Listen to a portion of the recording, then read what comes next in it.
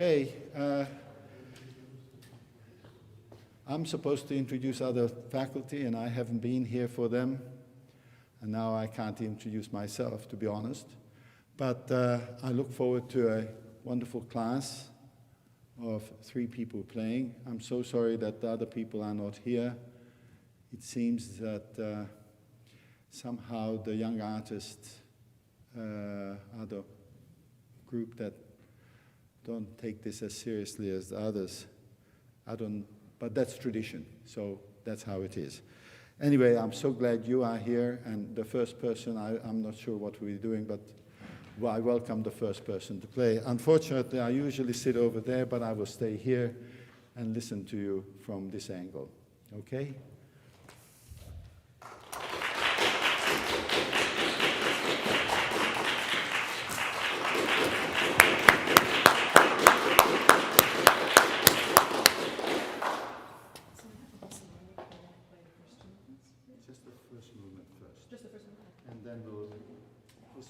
If it goes very fast, I will be very happy to hear the whole. You do have the whole sonata. Mm-hmm. Great.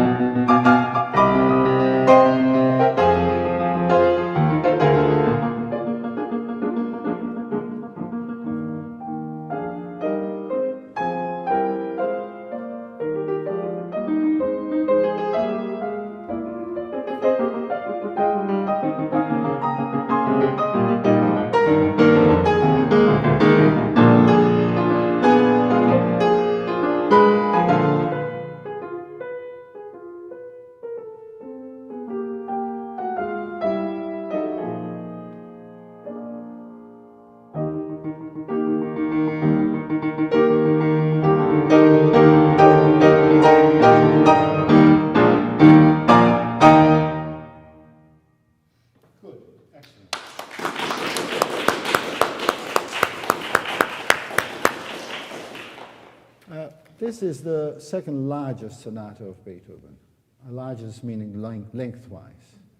It's a very early work, of course, Opus 7, but it shows the immense knowledge of Beethoven as a pianist. He comes from a little town and suddenly hits Vienna, and he has to make a living, so he, in a way, he shows off. His early works are all very technically demanding. Later on, he becomes more interested in finding other ways of experimenting, and lastly, he finds himself, the deeper side of himself. You're very good in finding the bravura aspect of this sonata. The few things that I have to say are basically two aspects of Beethoven's playing that are understanding, is that you seem to lean on the piano and you're not incorporating your knowledge, which I presume should be there, of string quartet and orchestral. These are the two things that were happening during this period of Beethoven. In fact, the first opus is a string trio.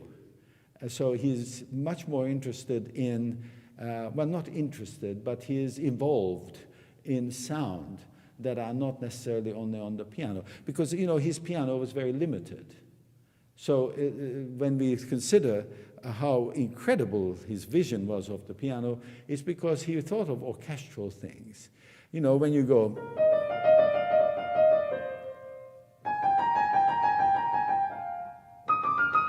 To me, that's different orchestral playing. One is perhaps a clarinet. To me, this is definitely... To me, this is a little bit more oboe-ish. So you might say, well, how can you make the oboe and clarinet different? Well, to me, it's all legato, okay? So here I do more, how can I say, with the meaty part of my fingers, you know. This is a little bit more open, more how can we say, well, more open. And this is flute. You see, then that imagination, you don't have to announce it to the audience, but a great pianist, suddenly you sit over there and say, wow, I didn't know, it's changed, or something has happened. And then you have the strings, maybe cello, then here the first violin, and second violin, and then the whole orchestra. You do this.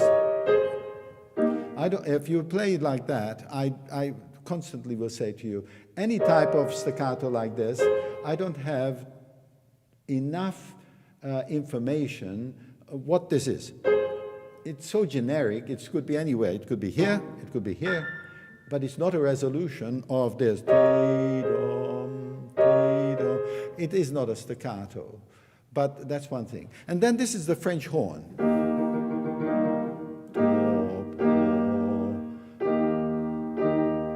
How do you produce a French horn with your hands? It's all in the ears, of course. And you experiment until you can get this. And this is more as you did.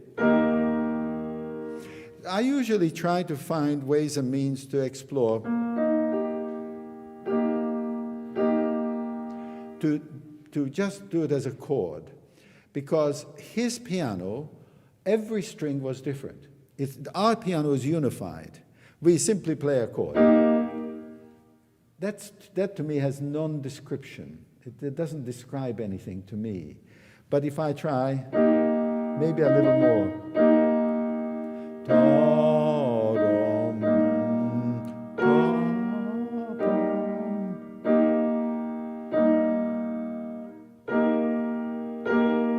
So I experiment with it, you know. And then, of course, this is... Now, you might say, that's a bassoon. To me, it's more like a cello. So this is a...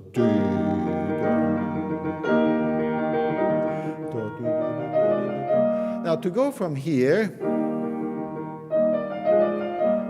you're in a hurry. You are told a quarter note is a quarter note, an eighth is an eighth, and you better get there on time. But to me, this is finished.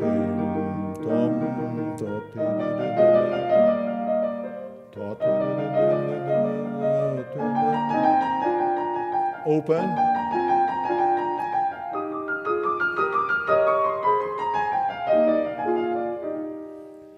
And every note counts. And then the bassoon.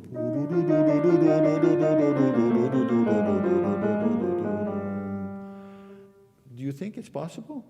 I think so. We can sell it. Yes. I think this is more like a bassoon than a cello, but you can make it a cello. And it's so much more interesting if you evaluate what you can do with it. It's more interesting from the listener point of view as well. And then I will pay the $10 price to come and hear your interpretation of Beethoven. I'm not really, throughout the whole piece I was thinking that you hardly took a breath. It just went. It just went. And then there is, yes, I know it's con brio and it's molto, but you know, what is the tempo for if you go 1, 2, 1, 2, 1, 2? That's pretty fast. You know, it's not a necessary, the fastness relies in how do you conceive the pulse. Yes? Now, it is in 1, 2, 1, 2, but sometimes when you go pop, pop, pop, pop, pop, pop, that's pretty fast too. So you can change it into a 1, 2 or a 6, 8, 6, 1, 2, 3, 4, 5, 6. And that makes it irrelevant what is molto. The con brio is more important because he wants it brilliant. Do you want to try?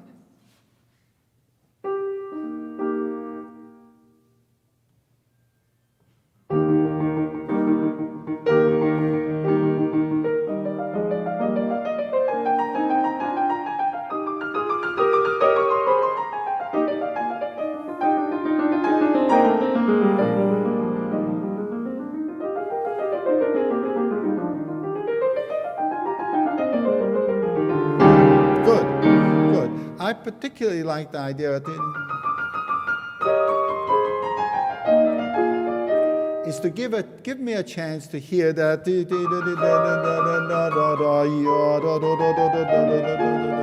to make it more singable.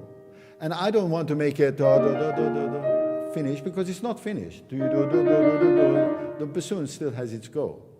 And this is very, very important because you have to gauge how much to go down. When I speak my language and I want to finish a sentence, I can hear I'm finishing. But when I want to continue, like I just did now, the voice, that's what we have to do in the language of music. If you come down, you're finished. But it's not the end of the phrase. The longer the phrase, the better it is. And please make sure to... It's not. And this T, to me, I bring out the B flat because T, do, dum. You see, I direct your ears to what a T, dum, dum. Now, if you do this, it's too far for me. A little bit, but you might like it. It's an individual thing. Can you go from here?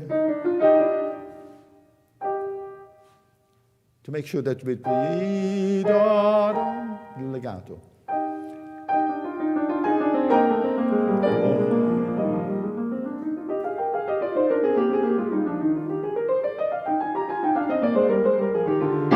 Yes. Now, all of a sudden, when you play, sorry.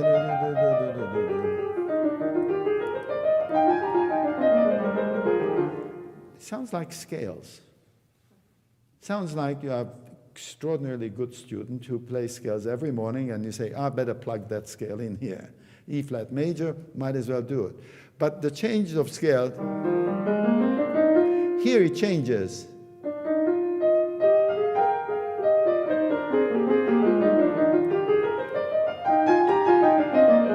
See, I can hear the differences between. And I like the idea that he starts everything on the offbeat. That means I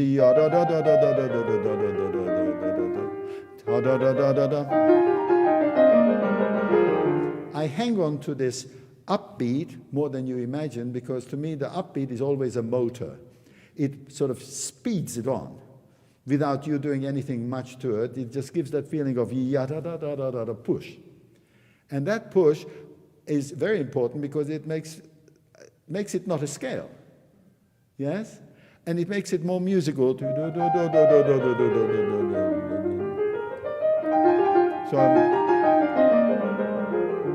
and then I like the idea, if I move it into, sorry, if you, good, you're on the dot, and everybody says, oh, she's right on the dot. But to me, it's that's Beethoven. A conductor will go da da da da da da, pa, ta. That fraction of a second gives the chord that follows it, that silence magnifies the chord without you playing triple forte. Yes? And it sounds like it's a surprise. If I go, it means I'm hurrying. And you know, in an acoustics like this, it disappears. This sound will be much less than you imagine, even though you're playing it loudly, because we're still listening to this coming. But if I go, and I love the idea physically to most, and I go, I want to face that chord, not go from here. That's the most dangerous piano playing in the world if your hand is kind of curved. You really have to read about that, because if that happens, that gives you a lot of aches and pains eventually. So I want to face the keyboard right there and go. I can hear the horns. I can hear everybody playing at that moment. It's a surprise. So everybody was playing and nobody came together until that one chord. And then who answers it but woodwind? That should be a surprise. Don't you think? Yes. And if I play,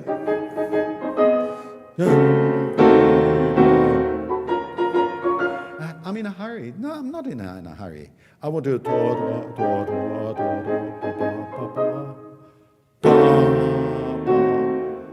I take time. And yes, there are times when I don't take time, but at these two moments, the question I have for you, which is more important, more stunning, or this? Yes.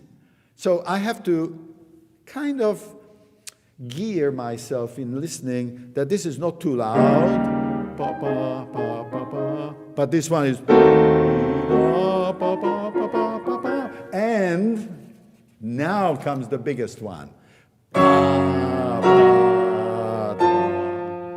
because everything is delayed. From this moment when he goes from here, and then this note higher, he goes up to this, and then it's piano. So we're heading towards that chord. You understand? So I have to plan, if you call it a plan. But I feel that definitely that this can be done. Do you want to start again? From there, if you can. Is it possible? Yeah, it's all right.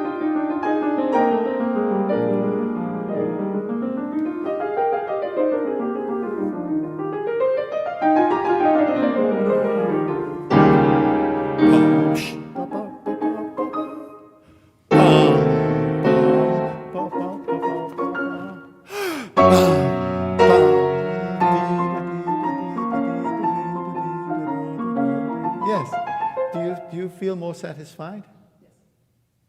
Or you just saying that, or you really mean it? No, I am.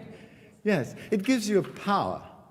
Timing is everything for a comic as well as for a musician. It's how much we wait, and it has nothing to do with, it still is allegro. Well, this part I want to just suggest. To me, that's, again, a generic sound. Da, da, da, da. It has a quality about it that is unfinished. This would be more finished. But if you do this, and the next one is, put the reverberation in with a tiny bit of pedal. Play it short, sure, but if you just put this,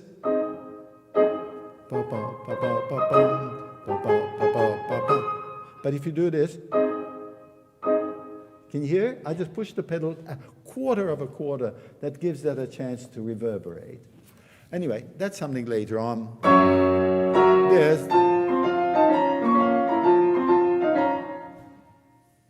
That, to me, has to have more musical quality about it. And then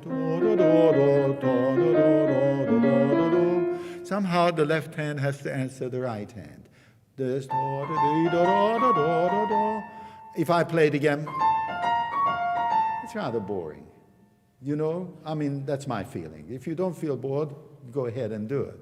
And it's very important not to all of a sudden find that sort of a habit that we get into from practicing too much, that it's not really a eighth note, but becomes a 16th note, a kind of a mixture of what it is. It is really, and I love the idea, this. One of them should begin another one. Again, instrumentation. You know, you can say the bassoon and the clarinet playing, or maybe it's the oboe. But certainly I would make it much more them. It's like you waiting for something to happen. It won't happen unless you make it go. Try. Make it very musical.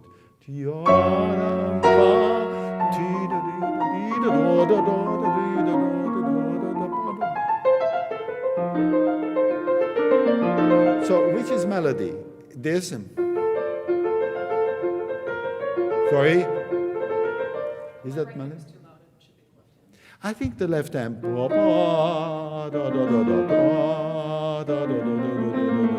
But be careful, you have to lift your hands up because of the articulation. So it's not. And the important thing is to find it's not legato, but here it is, but that's Schnabel. And then here I want to, before you go on, I think it's very important. Here the string quartet comes in his writing.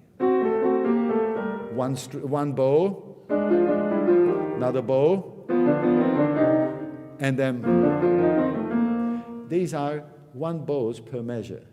When you're playing it the way you did, it gives that feeling of just swimming.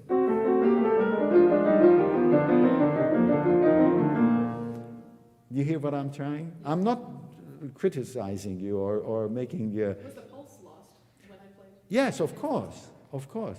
You know, my favorite saying is, how do we know if it's con brio? How do we know the tempo of something? It's the simple reason when I ask somebody, you've been on an airplane, haven't you? Yeah. When you are in the air, you feel like you stopped. You feel like you're not going. When are we going to get there, for God's sake? We stopped in the middle of the air. When do you find out if you're really going fast? When you're landing. And suddenly there's a tree goes very fast. The trees go and they are really far apart. That's when you find out. That's the beat. If you don't have beats in your playing, you don't have tempo. You don't have anything to gauge. And here it's not the question of, no, it's a feeling of it.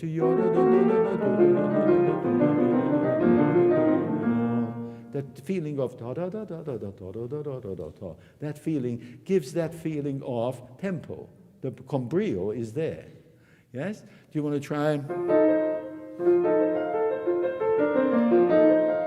The reason why I'm saying is because you do that well, and this is a continuation.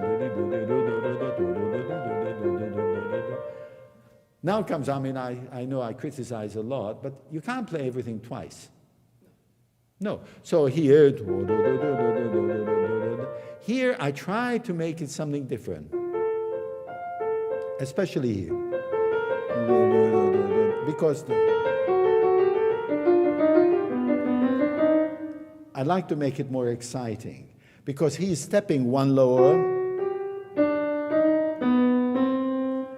and I want to bring that out a little bit, because whenever you have that, the ear thinks it's harmonic changes, and we start to listen. We don't listen when there's a big line, as much as when things are happening, yes? And that's another reason why we have the pulse part of rhythmic pulse. This is a rhythmic pulse here. There is harmonic pulse, when the harmonic changes. When the harmonic changes quite a lot, you have to slow down. The ear cannot take quickness. When it's one harmony per measure, we can play as fast as you want, like this. We can play as fast as you want. But as soon as the harmony changes a lot, we have to take time, because the ear cannot take it. Same with rhythm. Rhythmic pulse is the same thing. When there's a one per beat, we can play it as much as you want. But when it's 1, 2, 1, 2, then it has to be a little bit slower to make way. Can you go from...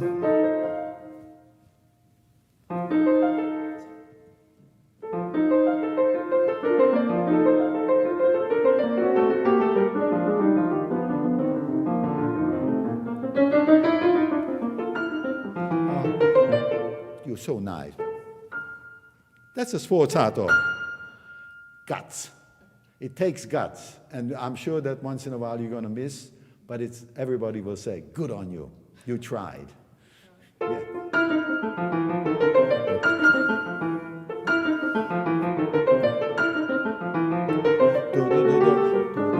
That's it. But we just finished. We are in a new key. To me, I always say that it was a wonderful moment during this festival. I always bring this up if it happens. If it doesn't matter. I was talking to a research doctor who was one of the amateurs. And I said, you know, it's a very interesting thing. You're playing a Beethoven sonata, and yet during your daytime, you research what will happen in the future. You're pushing the future to come closer. And when you go home and you start Beethoven sonatas, you're dwelling 200 or 300 years back. You're trying to find out how many wigs did people wear? How was the piano? How was this? How was that? So you're living a nature of two things, going back and going forward. What a wonderful life. I wonder if he lives the present. I didn't ask them. But you know, here, for instance, when you have finishing, you're on B flat. We finally got to B flat. Even We still don't know what key we are in. Yes, here, it doesn't give us a chance to settle into B flat. And we need it more and more. In those times, the people needed to find out that, yes, we are in the second subject area. We don't need it because we already heard Stravinsky. Yeah. You know, we are deluded by all these chords, but they need it. And then this wonderful chorale.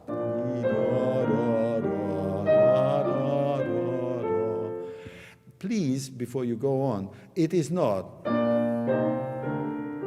He starts on an upbeat, so it's 1, 2, 1, 2, 1, 2, 1, 2. It is magical if you do that. It's different. I think that you should try, all right? Wherever you want to start, when you know.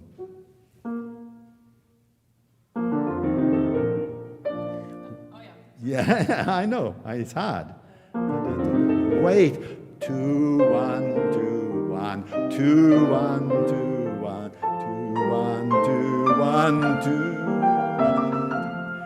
Yes, one of the things, I'm sure you've heard it, but I love saying it because I wish I would have discovered it, but I was taught the same way as you are taught all your life and you learn. Beethoven loved this idea of little one, another little one, and a long one. And when you can do the whole thing in one go, instead of 2 plus 2 plus 4, it becomes 8. And here's the first one. That's the first one. Ready? Here's the sad. And here's the go. It needs the longer one to go there. So it's ready, set, go. And the sforzato, what you're doing is you shy away from the sforzato. Don't. With Beethoven, you never shy. He really means a sforzato. All right? You want to try it again?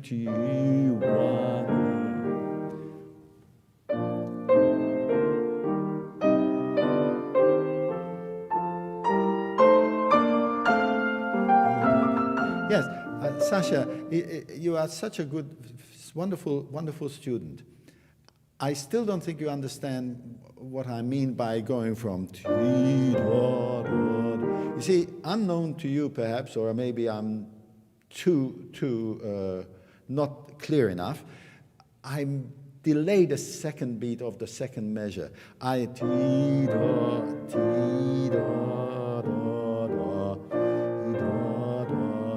What happens when I delay that note, fraction of a second, it sounds like an accent without doing an accent, because it takes a little longer. So instead of playing,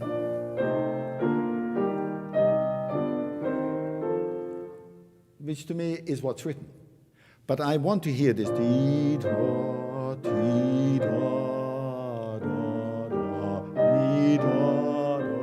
I'm exaggerating, of course.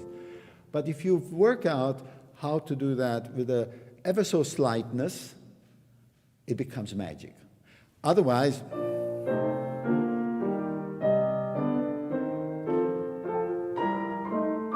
it doesn't mean anything much to me, I'm afraid. But I always say to my students, you are on stage, I'm not. You have to live with what you feel. If that's how you feel, then that's, but I don't think you do, but try.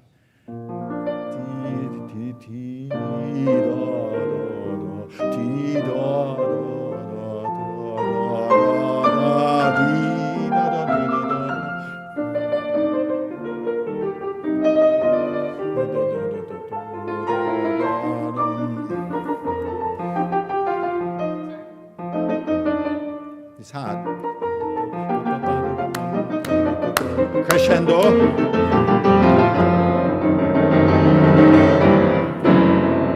Wow, you really have to play that chord.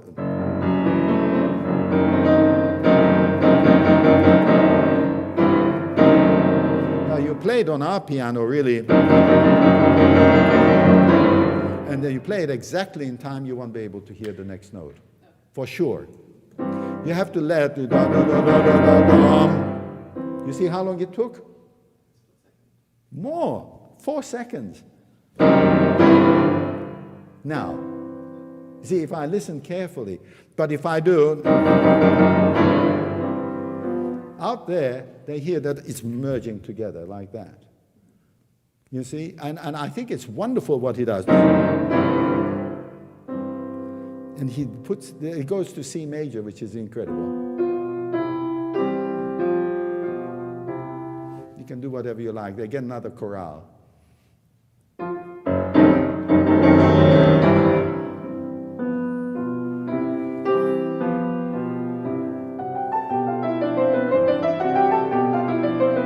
Yes, I give you a trick.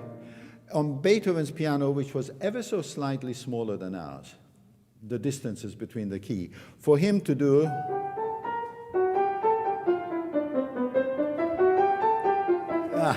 it legato was not a big deal. For us, it's impossible. So I draw my attention away from the listener by going.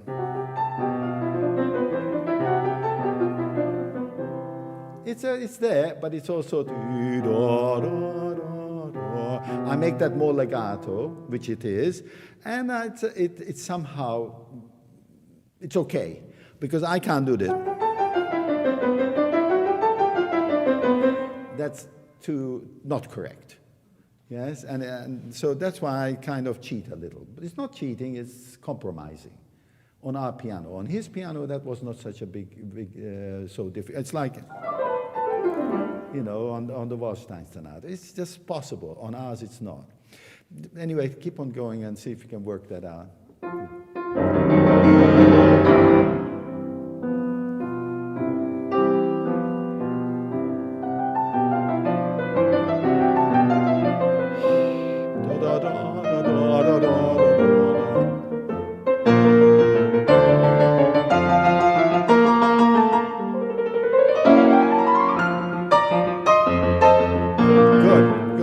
Never play. It is a melody. If I would be a composer, I would be happy with that as a melody. What is very much more important, this, you play.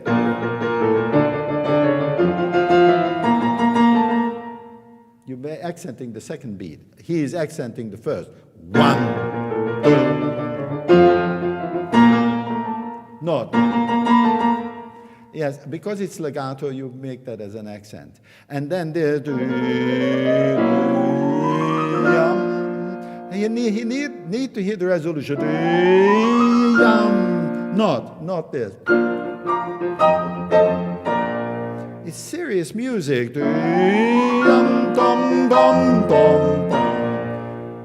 Beethoven wants to finish it off. And then 2 forte. First beat.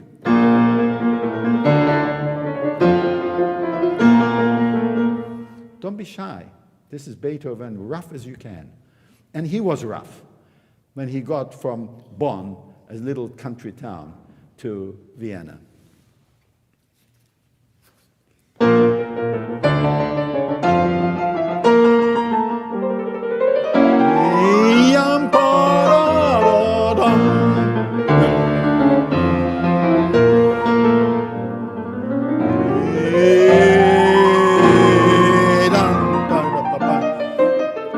As forte as you can.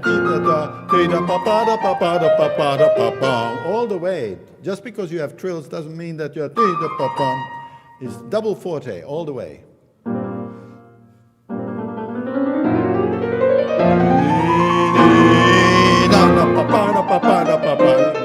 But you haven't got any support if you play. If you play it, horns.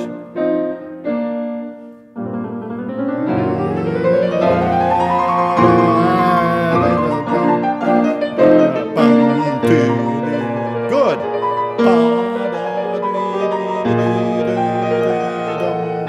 1, 2, 1, 2, 1, 2, 1.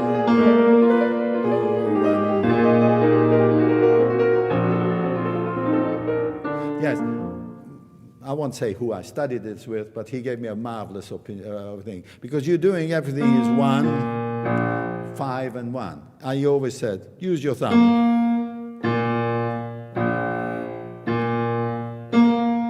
That unifies it, and it gives that you, yourself, because this is not easy, this part.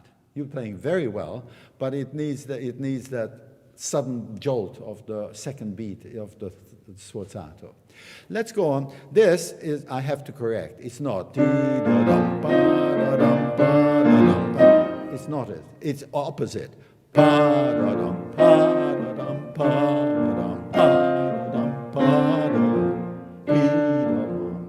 This is again from the Third Symphony. You could hear the string. You're doing. Try. Don't be shy. Sforzato.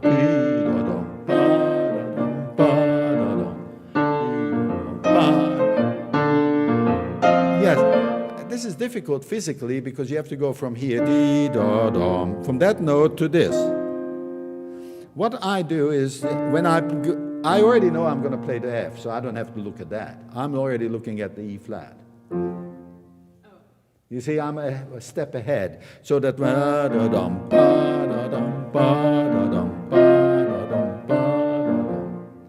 and the wonderful thing is I can land on this.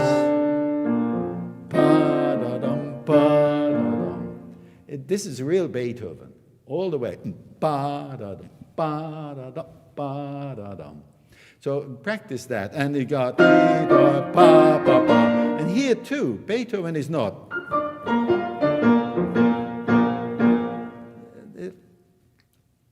Not even Mendelssohn. I go there, using my arm.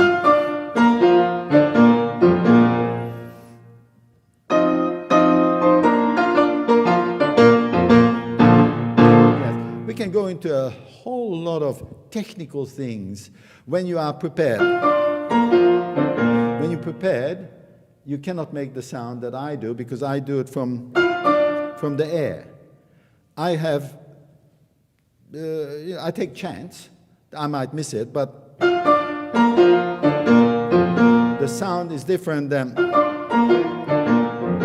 because you haven't got the leverage. If I go from down, and you go up, you haven't got a chance of playing the same quality round sound that I'm trying to do there. The whole orchestra playing in octaves.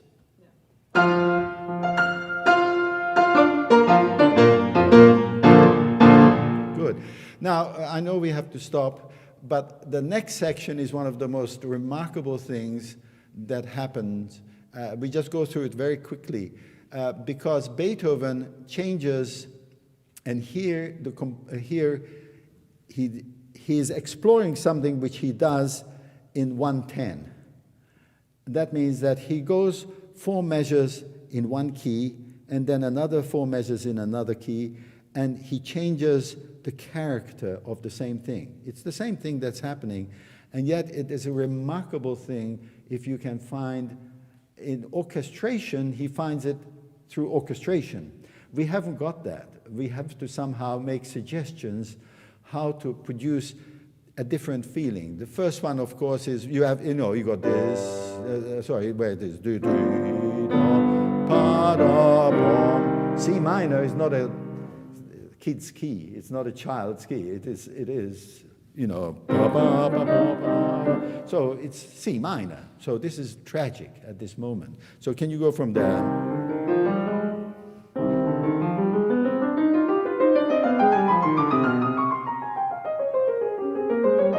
So what is this key? A flat. Yes. So from C minor, he goes to A flat. Now, that doesn't mean much, but if you play a lot of Beethoven, A flat is always a loving key. So all of a sudden, I change color there with the A flat.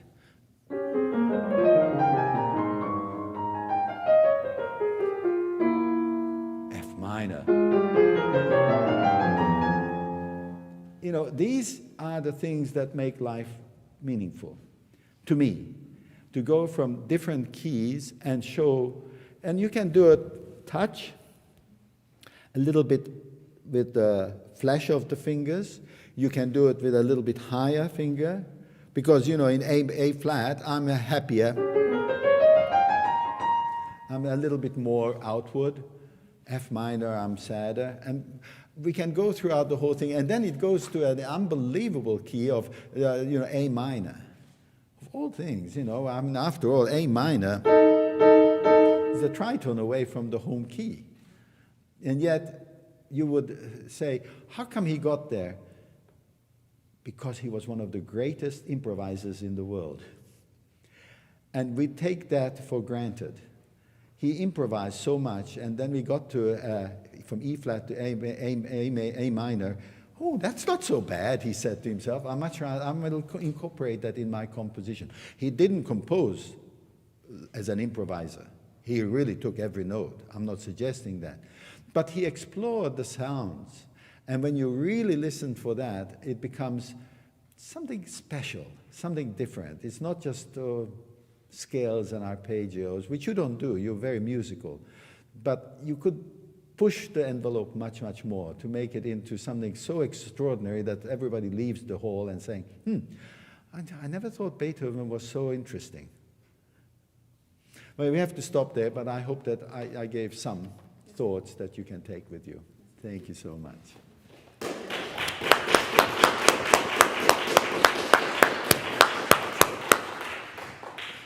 Time is always on top of us, and the police is always, but we keep on going. Now, I hear the Chopin Sonata with Daniel. Is Daniel here? Good.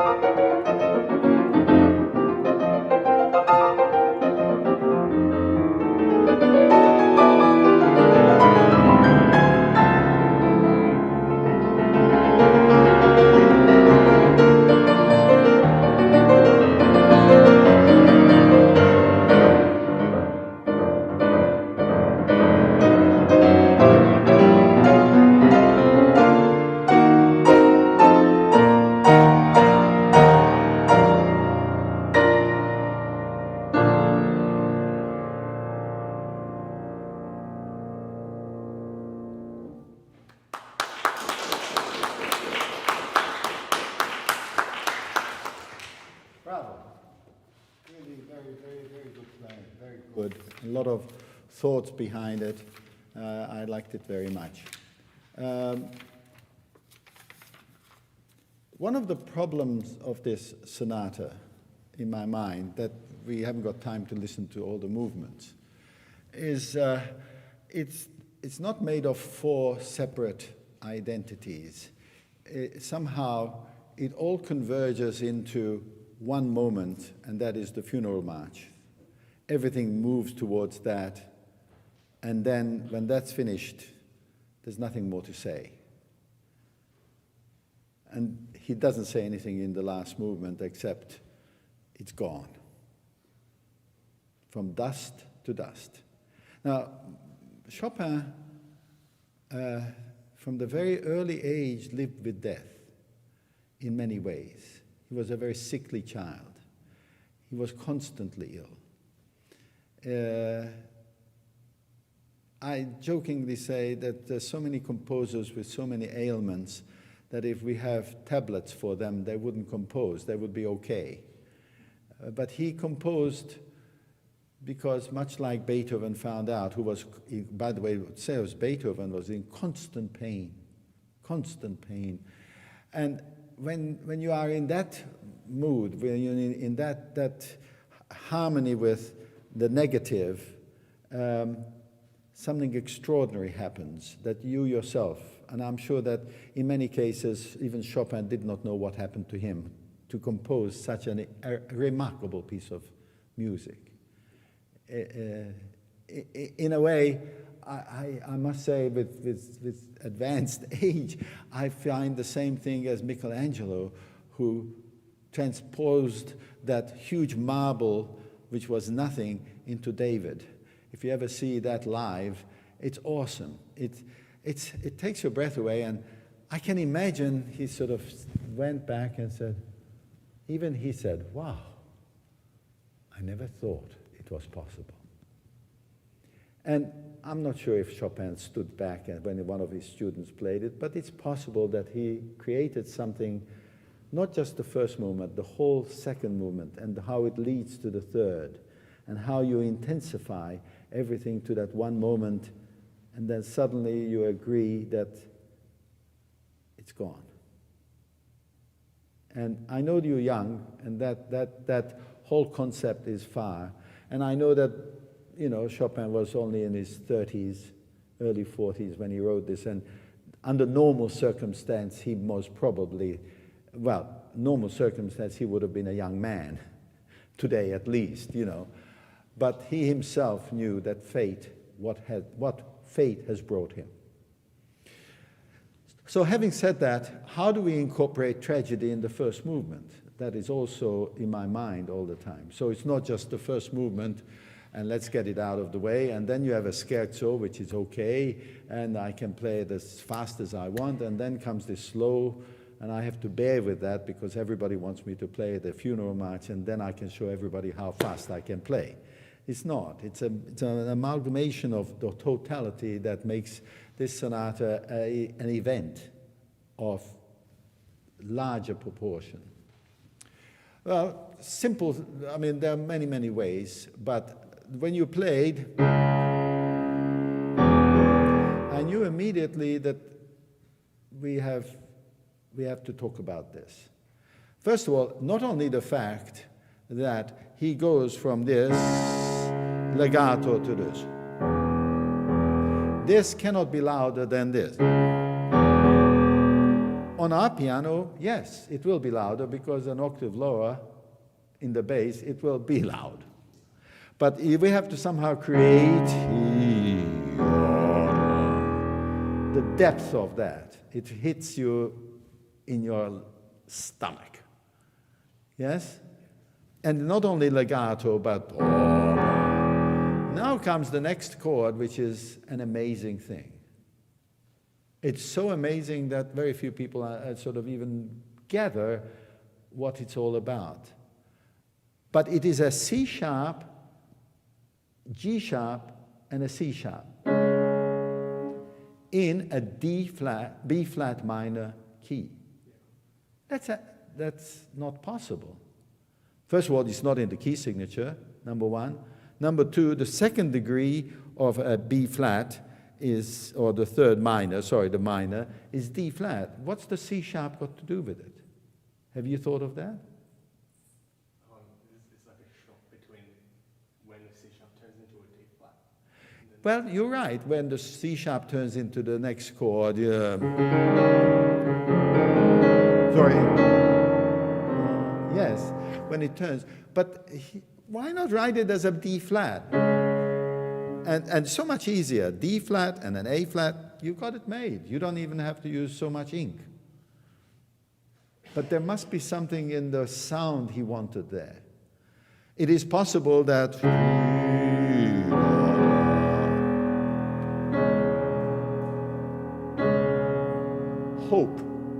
hope, always with the sharp, there is the hope. That is not. Can you hear the difference? That's, to me, is dark. I want to make it light. And then he changes his mind. And then, what you've done, but then became soft. To me, the melody, and why wouldn't he? He writes a sforzato on that note. So I think he's strongly suggesting that we go all the way there. It's possible, isn't it? I'm not saying that I'm right. That's how I conceive it. But I'm not sure if other people would agree. Why not? But there is something here, and then it doesn't say to become softer. It says continue. Do you want to try it? No? Be strong.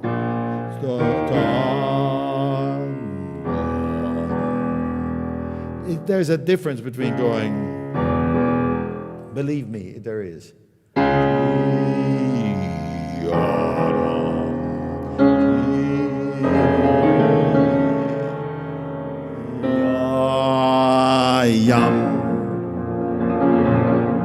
Yes, you know, there's so much psychological things going on here inside us.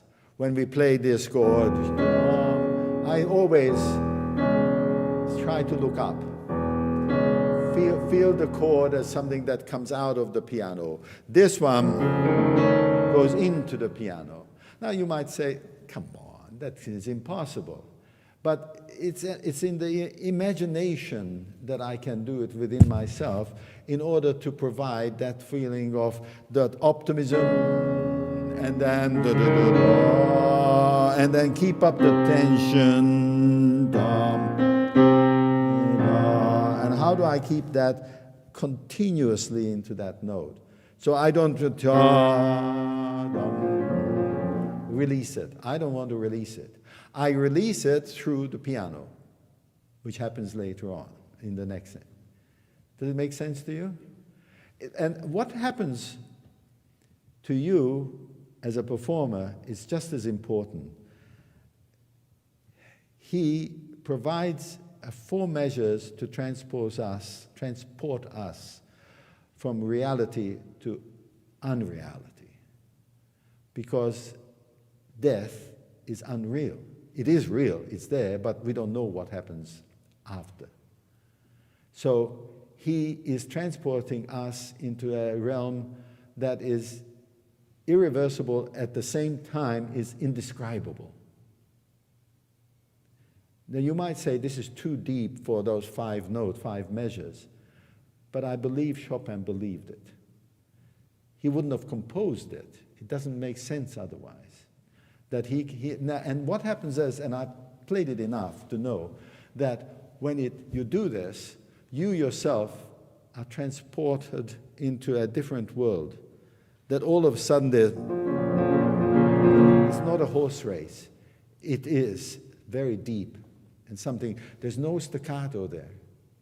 Don't make it into light scherzo. It is something deep that has to be explored. But it starts from the very first note. That's what I'm trying to get at. Try it, and when you explore it and you perform it, it might happen to you once, and then afterwards it always will happen.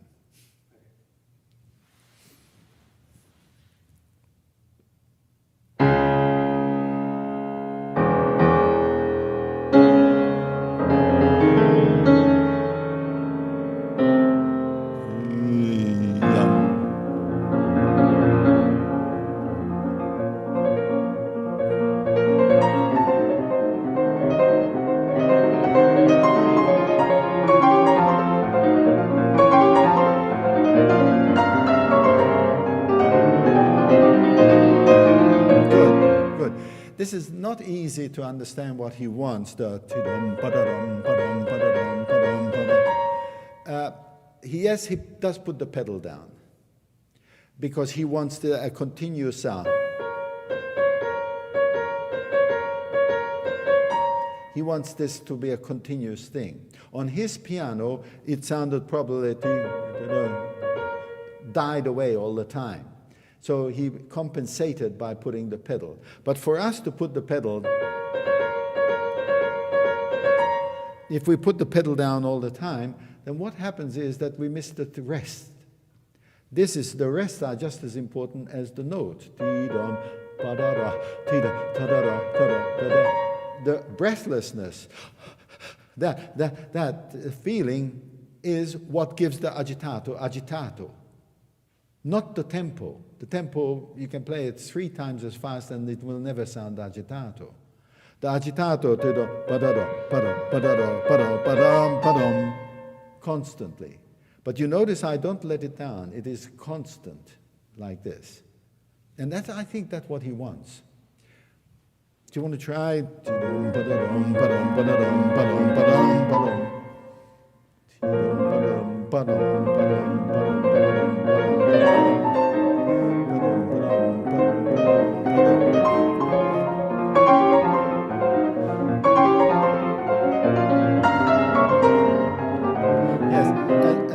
As soon as he changes harmony,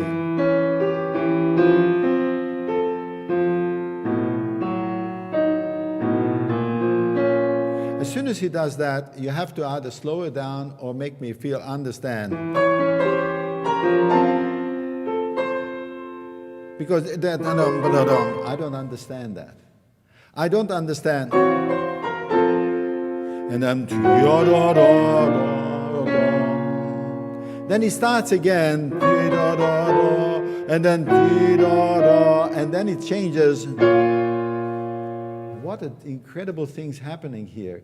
And it's nothing to do with tempo as much as your wish to draw a little bit slower, just a little bit so that I can hear the differences.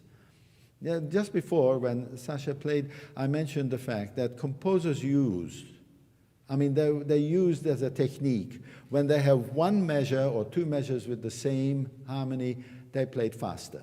But when the harmony changes more and more and more and more, then they needed more time. The resolution of the... Can you hear the resolution? You need time. You can't just brush over it. And you will enjoy it much more to hear the resolution there. And then especially here...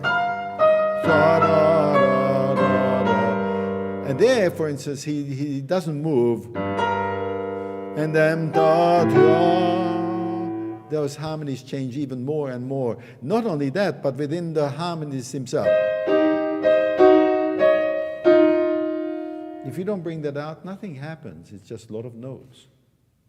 The struggle that you find doing that is very close to what I feel about the whole first movement. It's a struggle into darkness with some light here and there. Try it again if you can go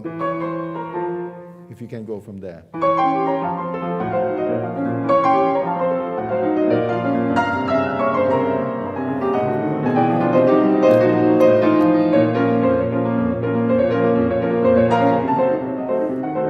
You should really try to be...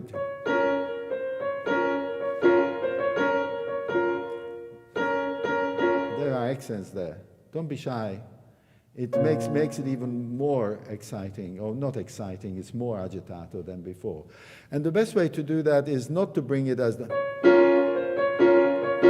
play it as a chord, but play it like T. And this is more of an accompaniment. It's again a struggle. Good. Keep it.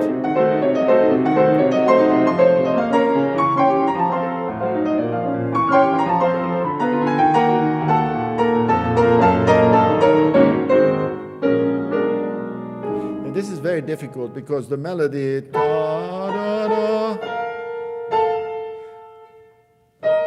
the melody is T da da da da da dum, da da. That is actually the melody. This is not melody, but it's hidden underneath this.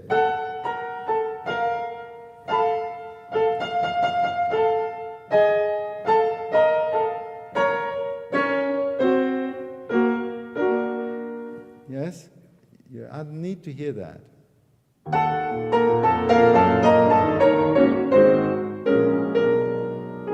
Why give up? Why give up? You know, da, dum, da. I love that. And then comes the change. Yes? It's good. You really need to develop much more of a sense of the crescendo. It's near the end, especially this ti ti di dum pa da dum pa da da da da dum. These harmony, these sort of chromaticism, what makes it much more meaningful, if you can develop that. Can you do it again? Da, da, da, da. Sorry, da, da, da, da, da, da, da, da. From there.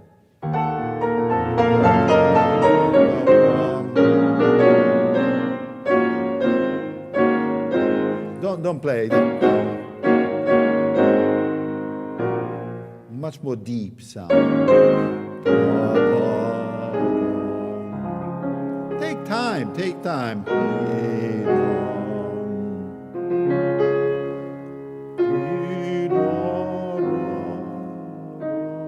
Now you might say, you know, that's too slow for you, or too whatever it is. What's that sostenuto mean to Chopin here in your mind? It's the sostenuto. Just sustained. But what does sustain mean? What? Sustain what? Like I feel each harmony going into the next. Yeah, so it's not a tempo, it's a tempo change due to the fact that he sustains the sound. Whereas Brahms, who writes sostenuto, means it's slower. He really wants it slower because he wants a tempo change. But if Chopin wants a sostenuto, it doesn't necessarily mean complete change of tempo, but much more sustaining the sound on the longer line. So I want to hear.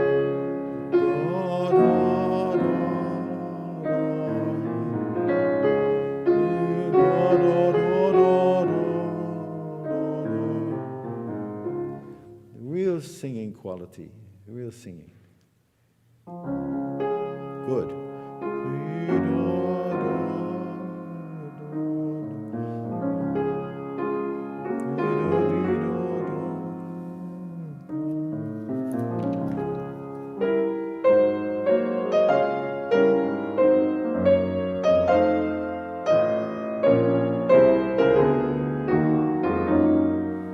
Good.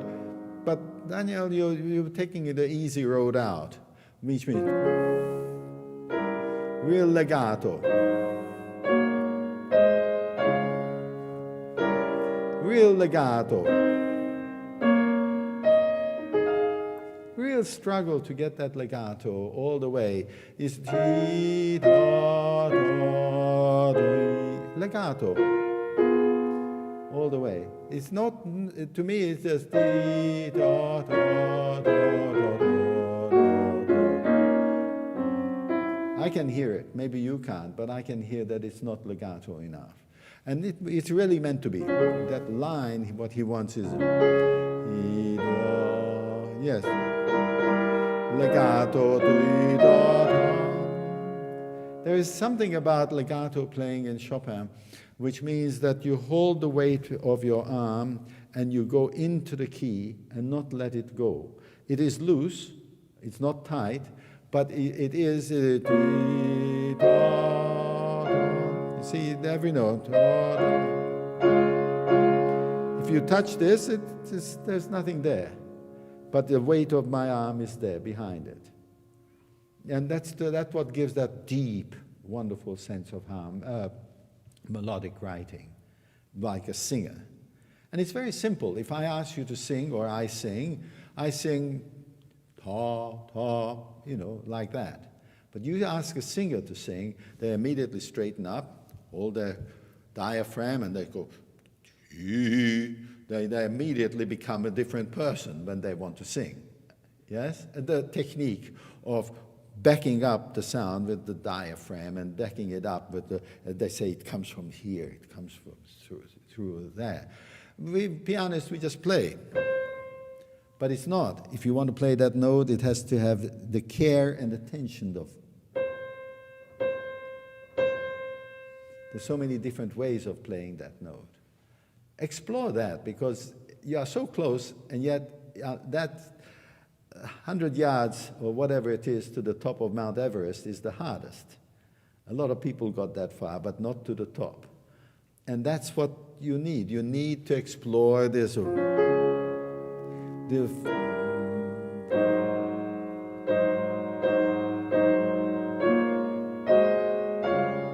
Sorry.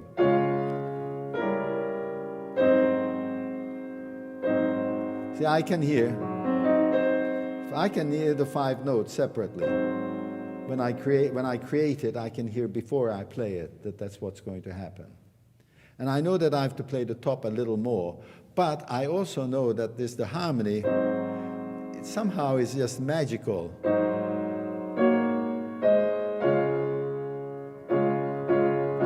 This and this are different. This is more closer harmonies. This is more open. Not only because it's a different chord, but also because the way it's spaced. And now this is close. Now open. Open, much more open.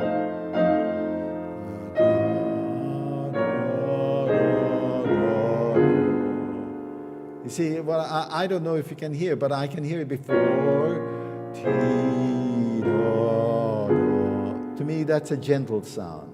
To me, the one before it, that's more open, and then this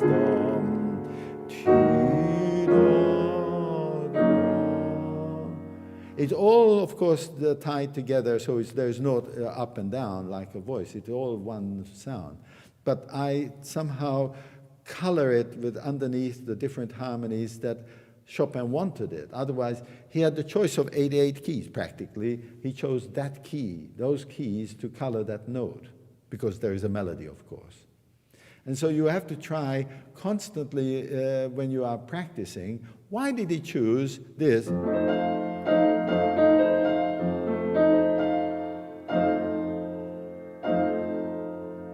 And then this is something which is very important. It's like cooking.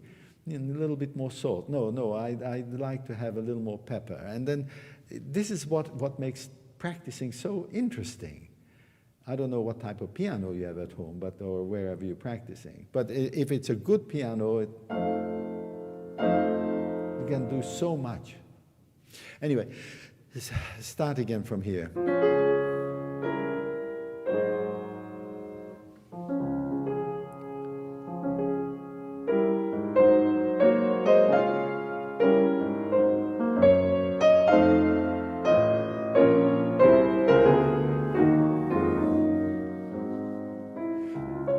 I'm sorry, I want to dwell a little bit more, because you brought up another aspect which Chopin, if you ever read his students writing about Chopin, how he taught, he was constantly trying to make a phrase longer. And what you did was, and then you went back. So you actually, those 8 measures, you did it into 3.5, 4 measures each. Yes? By the simple reason of going when you went down there. That was enough for me to break the line. When you went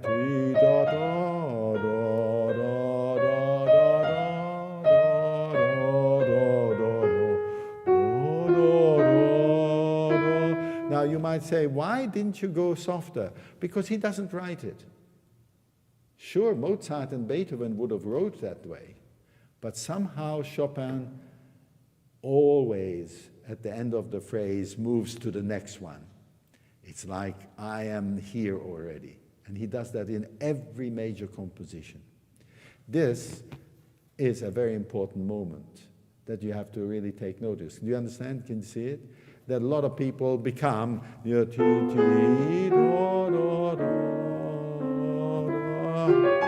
then they start the new phrase. No.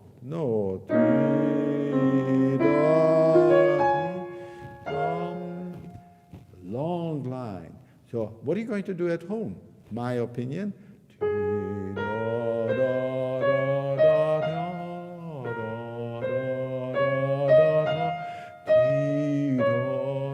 Listen to every note.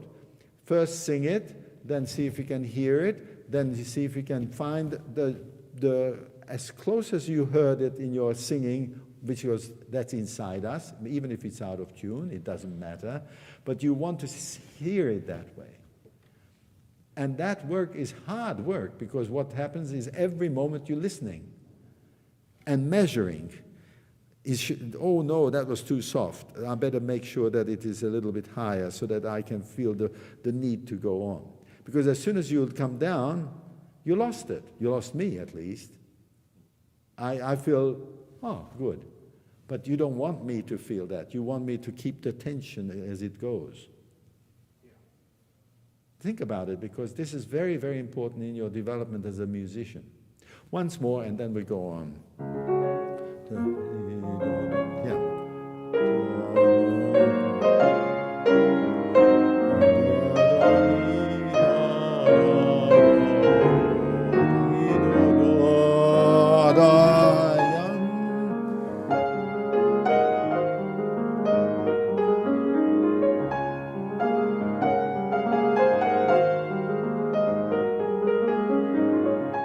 Good. All right. I have to stop you because 2 things happen here.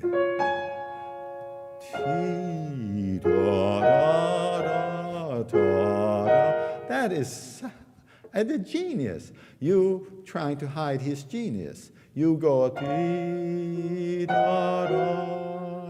you trying to tell me that but I think what he wants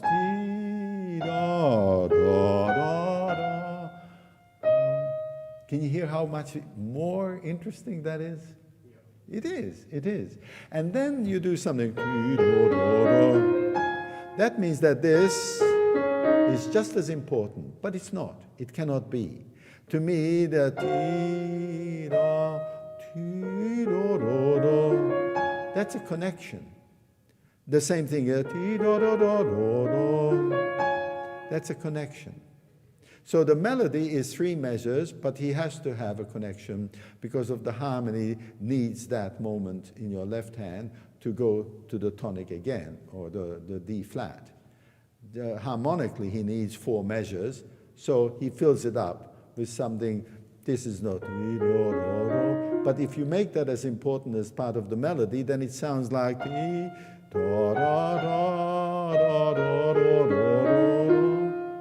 and I can't imagine that to be true. Do you? No, not anymore.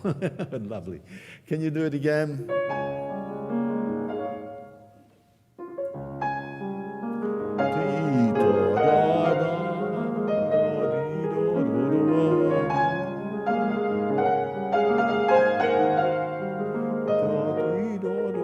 Now here we go. Legato.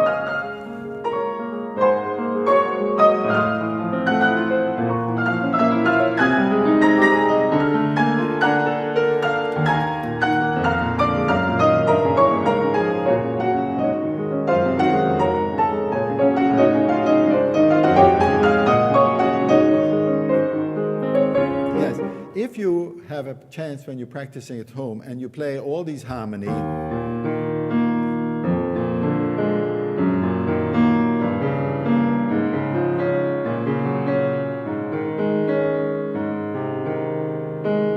You play all that harmony, that's a lot of harmony changes.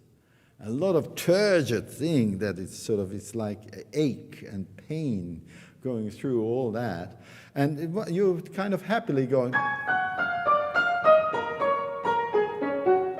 playing beautifully there. But you should try to find ways and means to find the left hand, the tempo changes.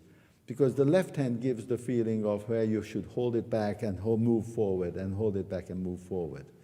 That way it's not just played as fast as you can. You can't. The harmonies change too quickly. Do you want to try that again?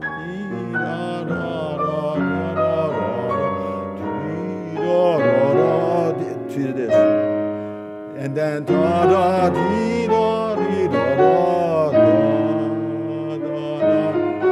that especially, that change of harmony there, which was previously was only an A flat, but now it's even a B double flat. It's just, that's what gives life worth meaning. Try it again from.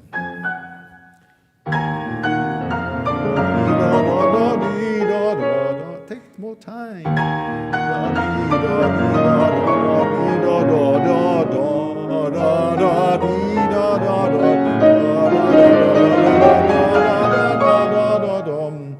To jump from here and back again, that takes time. Any singer would take more time than you do. You know, try it once more.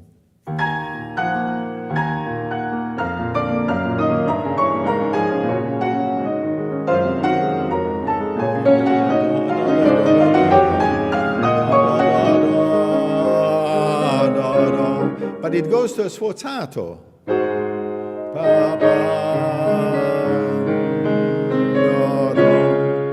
So it's not.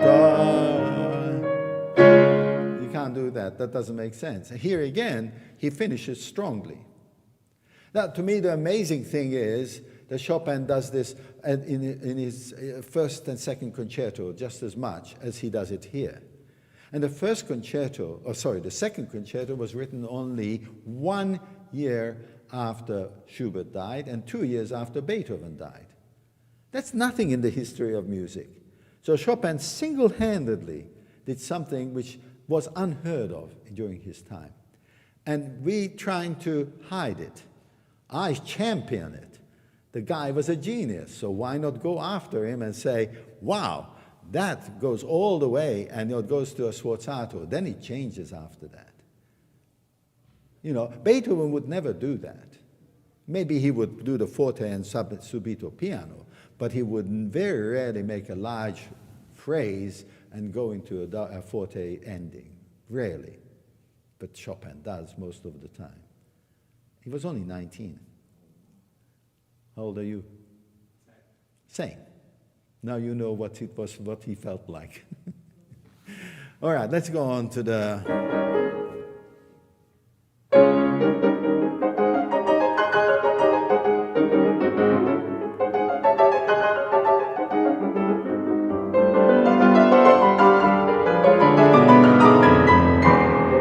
Okay, so what do you want to say with this? What is it that you want to sort of express? A lot of tension building up to that top of that, to that C. The chromaticism, yes. But if you go, that sounds to me more scherzo-like. Scherzo, sort of happy-go-lucky. There's not 1 ounce of staccato there. So he's giving us a lot of information, what not to do, and yet he doesn't tell us how to do it. To go from, and he tells us that. That's very hard to do because we have to jump. Again, his piano was a little bit smaller. Maybe that could excuse why he demands this of us, but it's there. And it doesn't say piano, not yet. The second one with the minor is the piano. So it is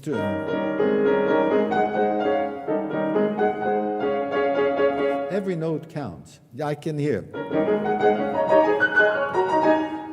that, and that to me is not what you told me you want to play.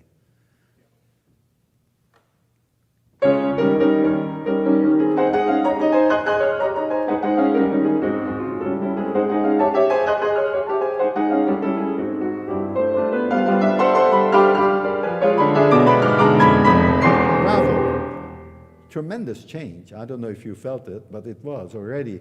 And if you can practice it, then you even more conquer the. Not only singing the singing the quality of the top notes, but also harmonically. So this is one line, not one by one by one by one. And the longer you can make it, one after another, the better it sounds. You understand what I mean? That's one. But I try to do that, and with the minor too. And then, of course, when you go the harmony is there. It needs a little more time. Can you go up the harmony?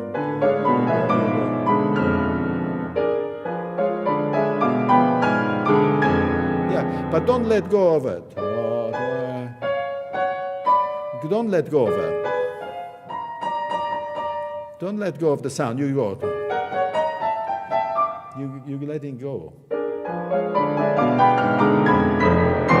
Even more legato you can do. Sorry. More legato than you imagine. Good.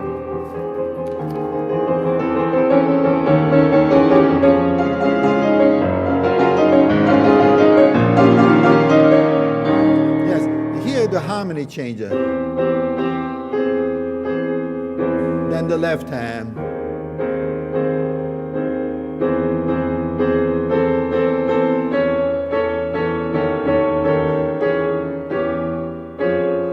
Again, here, if you have a look at when he writes a sharp and when he writes a flat, that gives the clue of how the quality of the sound he wants, because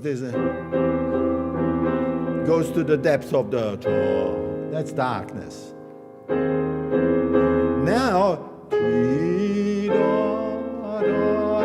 lighter.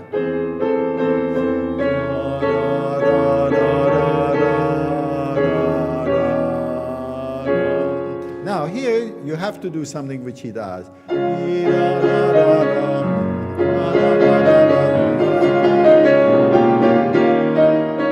He wants you to come down. He's crying.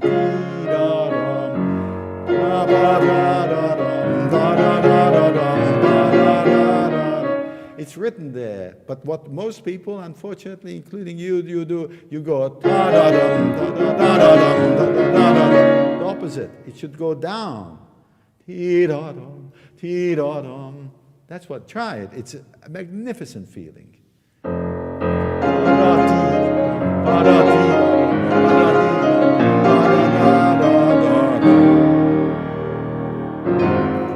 Yes. Unfortunately, we have to stop, but there's so much to do. I mean, there's such an intricate and so deep type of music making. You know, when he does this sort of thing,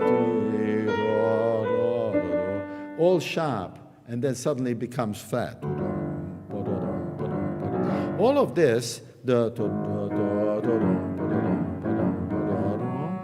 and the next one, how you can make that into a different quality sound. Because the darkness and light, one is sharp, the other one is not. He's giving us some sort of information with this. Because to write a C sharp is much more labor intensive than just simply leaving it as a D flat. But all of this section here, it's light, so that when it becomes all flat here, then it becomes more, it gives you a guide that something else is happening. Yes? There are a lot of things you do very well, and I commend you on it.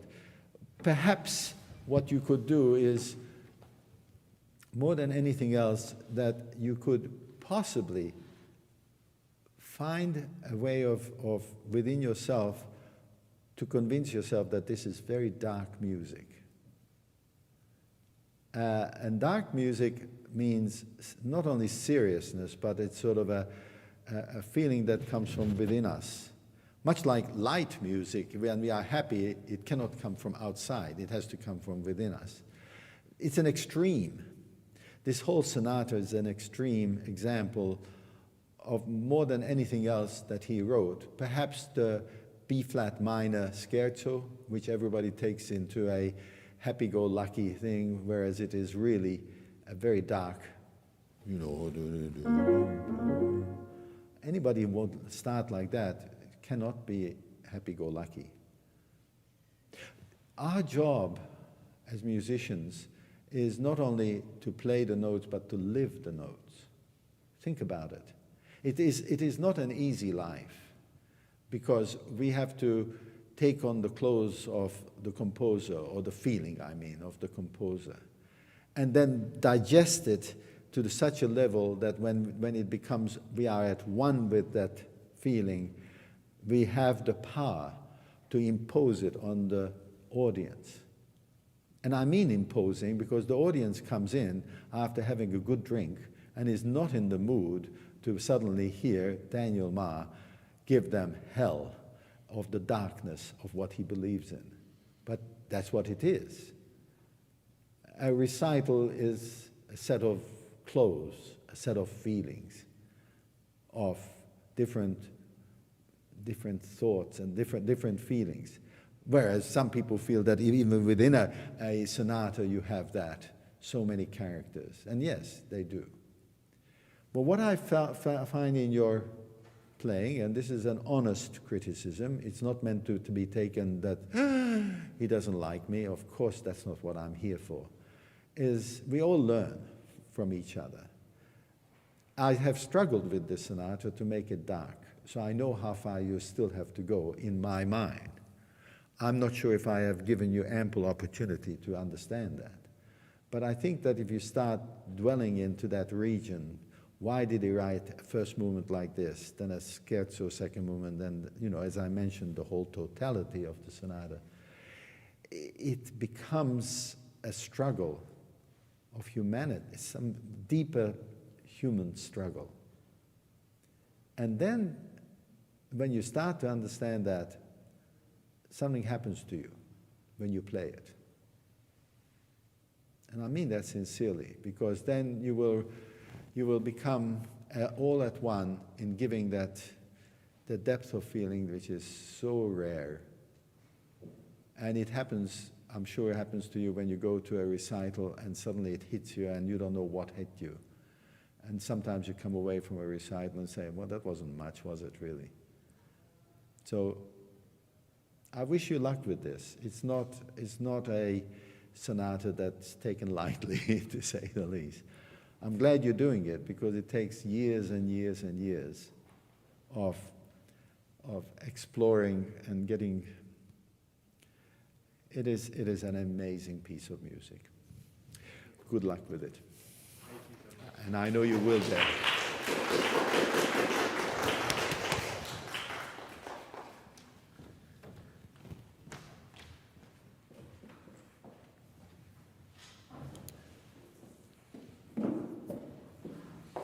Hello.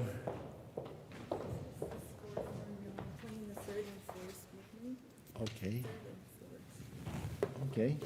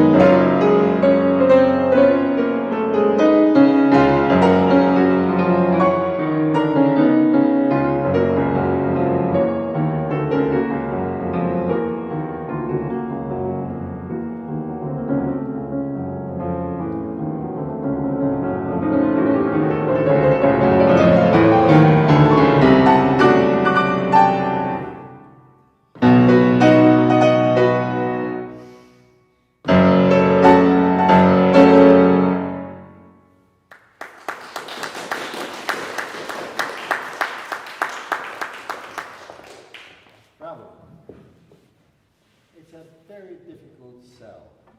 Yeah, to sell this piece. It is a great piece. It's one of the largest pieces that Scriabin ever wrote. Most of his other sonatas became smaller and smaller in scope, not as much in expression. This sonata wears expression much more on its what I would call on its sleeve. It's more open. The other sonatas you have to kind of dig deep to find more and more. In general, you play very well. The two things that I could say that would immediately, if we go into it a little detail, would help you.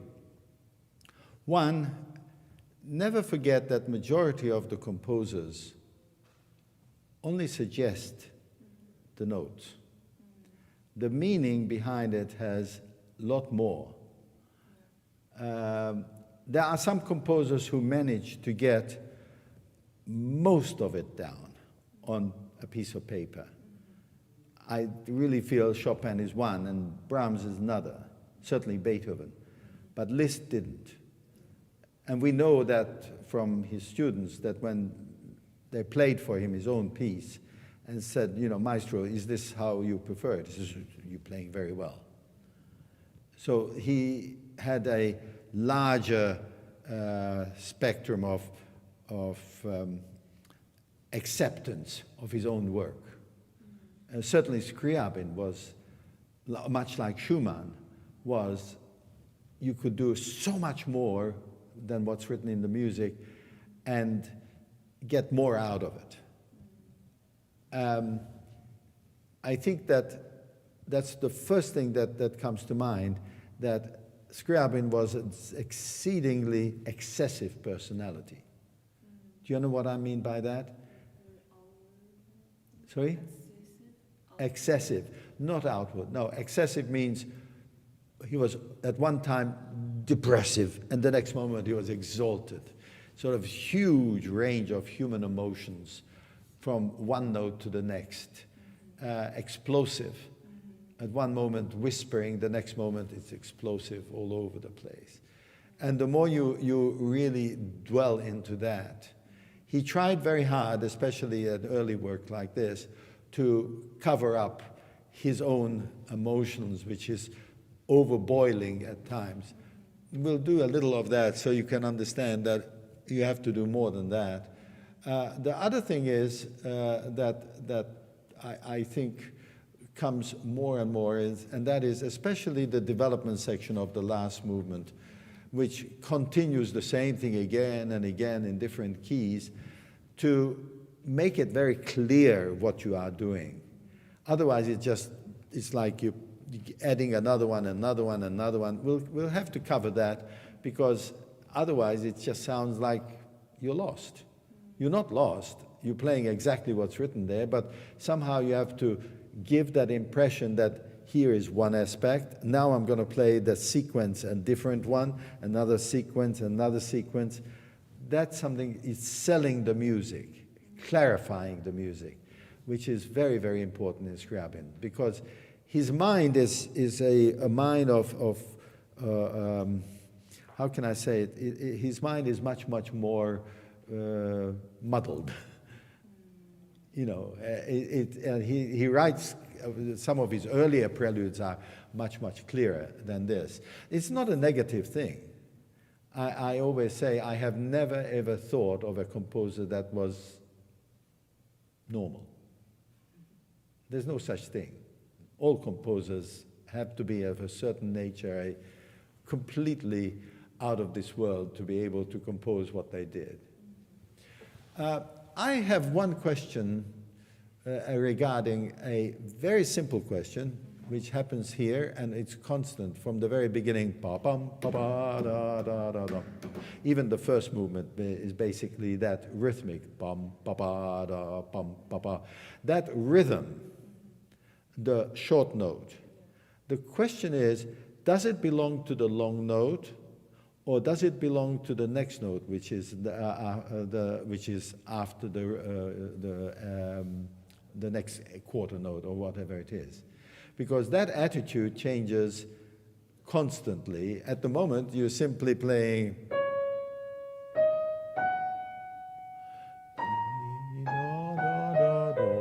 Sorry. So, ta, ta, ta. Is it ta, ti, or is it ta, ta? Please pick up to the downbeat. So it's ti, da, ti. No, I mean like playing to the long note. So this. Have you ever thought of this? Da, da, ti, so that it becomes da, ti, instead of hearing a crescendo, because then it's very difficult to. Why does it have it? Da, where is this? If it's da, da, da, then I don't feel the first beat. I'm not saying you're right or wrong. It's just always questioned. And here, ti, da, ti, da, da, da, ti, da. The next note, this, ti, ya, da, da, or ti, da, ya, da, da, da. Does it belong to the note before, or does it belong to the note after? And as soon as you start to question it, things change. Because you start, oh, I prefer it this way here, but I don't prefer it the way it's there. And especially in the third phrase, I mean, this is da, da, da, dee, da, da, da, da, da. Second phrase is da, da, dee, da, da, dee, da, da, da. And here it starts. Dee, dee. Here, I think it goes to the next note. Dee, da, da, ti, da, da, da, da, dum. Ti, ta, ti. There it doesn't go in. Ti, ta, ta. No, ti, ta, ta. You see what I mean? That you have to make choices. We all do. I mean, we make choices all the time. But somehow, I think that those 16th notes just happened. I don't think you made the choice. You just happened. And it's something to dwell upon, because it is a constancy of this sonata, that dotted rhythm.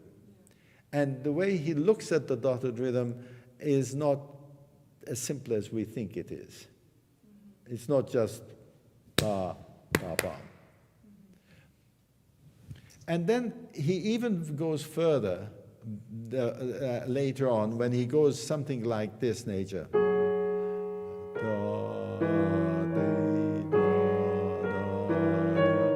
The 16th note. He even goes further by saying this. You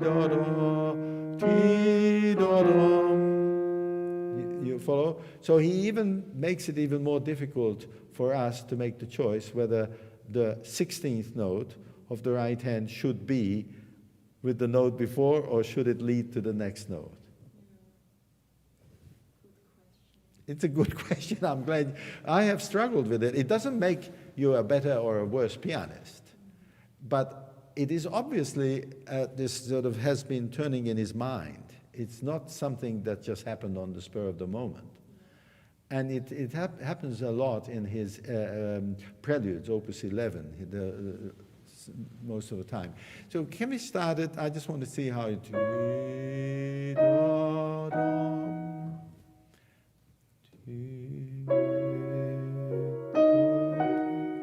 You see, that's a...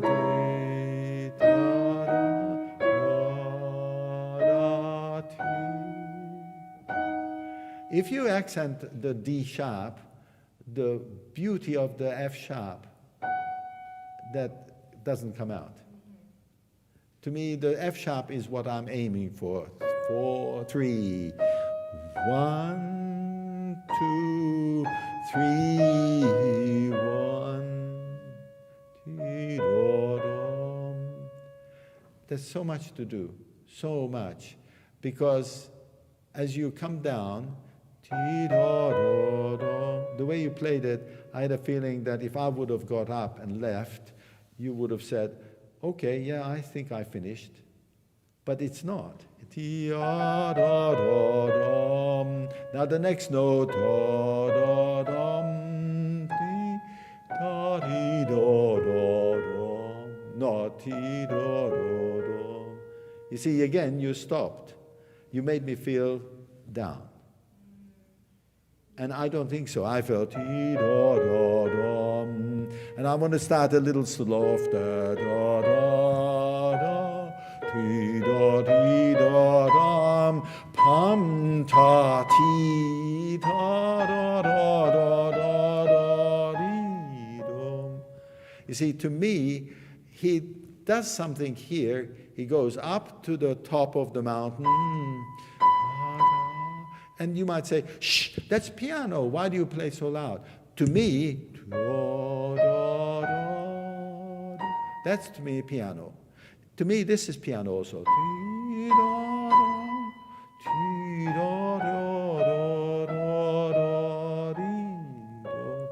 And I want to go softer there because it's the end of that phrase. Now you might say, oh, you're playing too slow. But for me, I moved it here.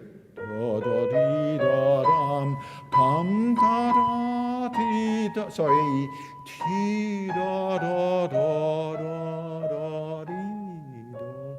You see, excessively. I moved excessively and I pulled back. Now, the most difficult things to do in piano, in all music, there are four most difficult things. Keep that in mind as you're practicing. To make a ritardando that is really worth ritardando is difficult to do. Because much like accelerando, it has to be prepared. If you don't prepare how to go faster or slower, then they sound fake. They sound like imposed by your teacher or imposed by some other source that you feel that you must do something. The other thing is sort of crescendo and diminuendo. Those also have to be prepared.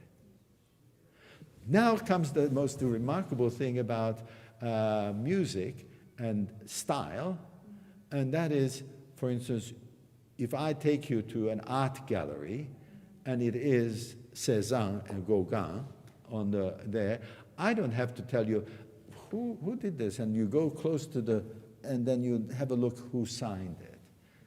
There is an imprint of the person's fingers on it. Now, this is excessive to me.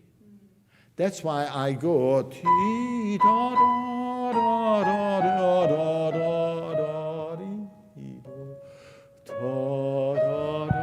You see, excessively. It wants to move on, and then suddenly I pull back so much. That to me is that's the style of Scriabin. And when you do that, then this 2x2x4 phrase, which is so simple, and so many people say, well, he just copied Chopin, which he hated. He didn't. We have to discover Scriabin's personality inside this. Try it.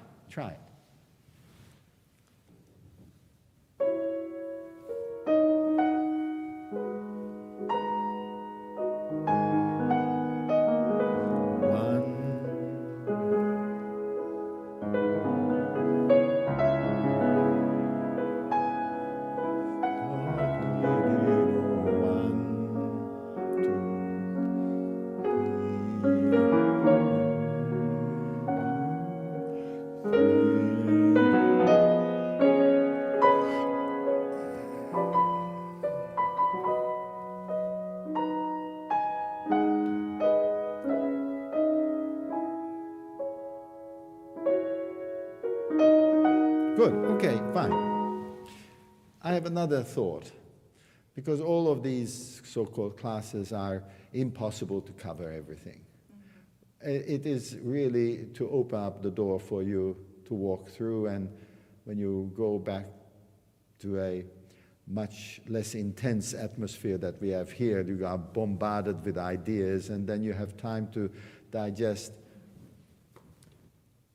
I don't know how you're counting this. If you would be a conductor, how would you feel? What is the I don't feel the beat. I don't feel that. I can feel that you're playing.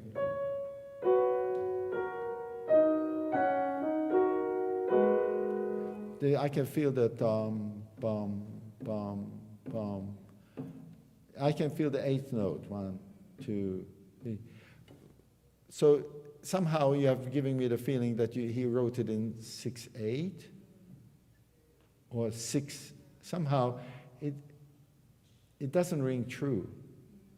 Especially when you go 2,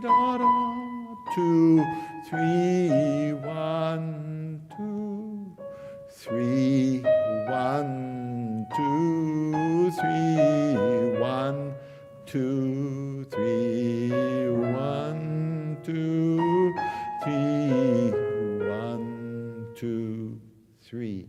Somehow the andante is missing in your playing. Adagio. Well, even that was no. See if you can try to 3, 1, 2, 3. Go on. Da 1, 2, 3, da da 1,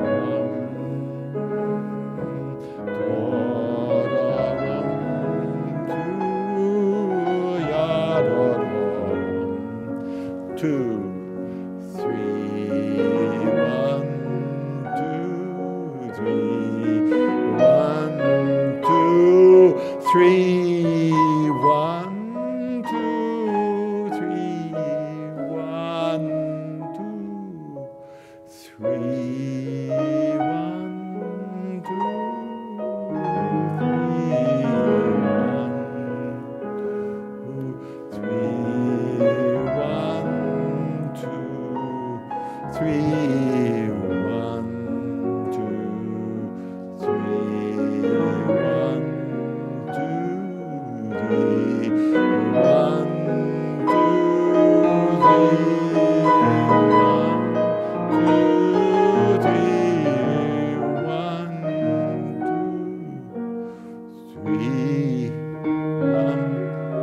2, 3. It's much easier to play. You were so ti ti do do do di do do do di do do do do do do. It was nearly the 16th notes were playing like this, and it. Now, the question lies in how you're going, because one of the things that the early Scriabin really was very keen about structure. He wanted, so you have an A section, then the B section is much louder, much more open and much more urgent. He wants you to pick up the tempo. It's sort of the tempo becomes dee da da da da da da da da da da.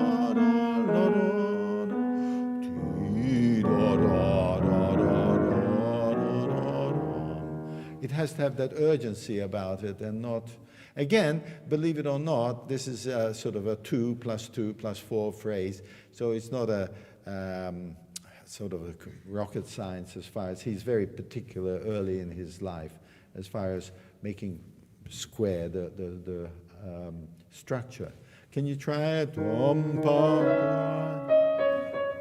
3, 1, 2, 3, 1,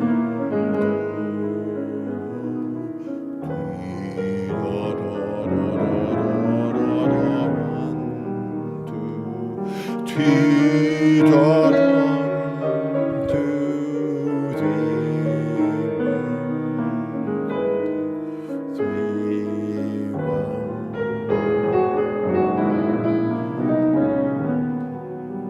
Now forte.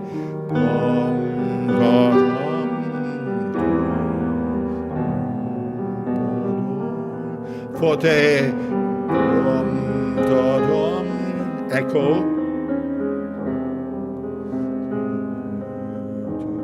Now,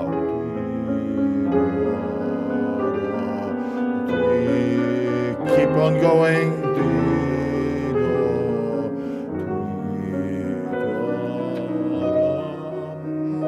Slow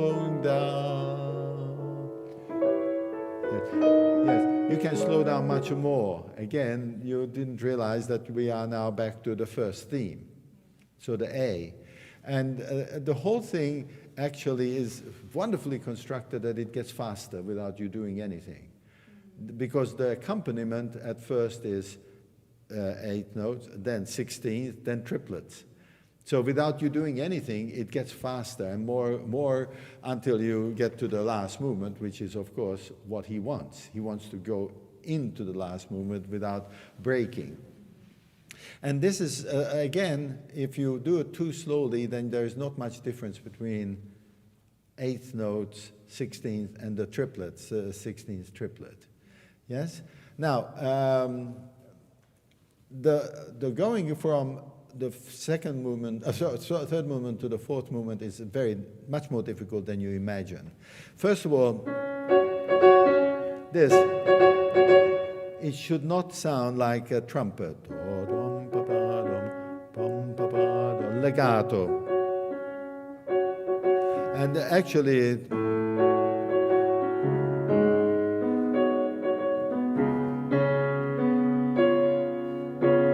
yes, you have to create harmonies. But if you go, you're not creating harmonies. So the harmony he creates here,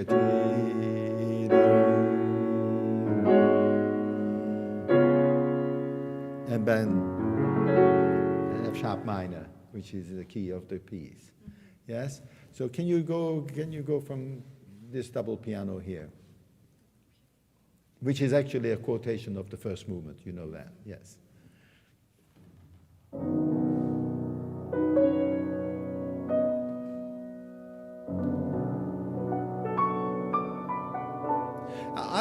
I would dare even play that. Play that in. It doesn't hurt my feeling if it's one pedal.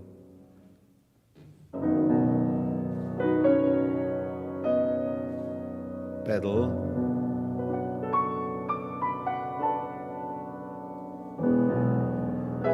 Keep the pedal. New pedal. New pedal.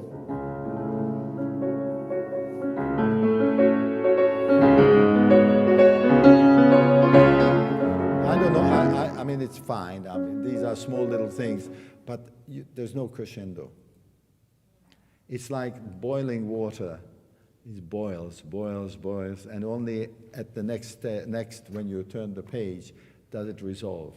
You're resolving it too soon. You're giving us a feeling that we're going somewhere.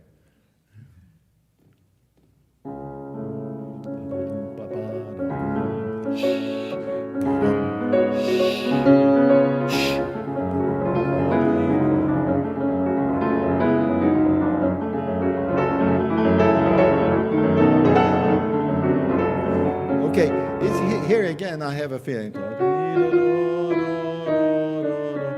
The melody somehow, and then suddenly become nothing.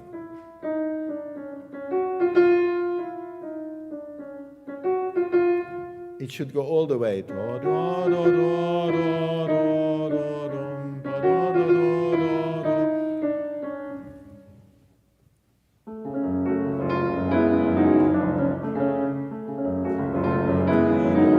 You see, you can't hear it. You don't hear it. Yeah, because somehow your hand at this moment you lean onto that, but you don't resolve it.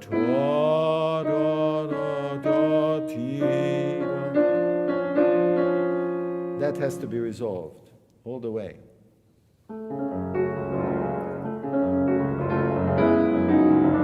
No, I don't hear this.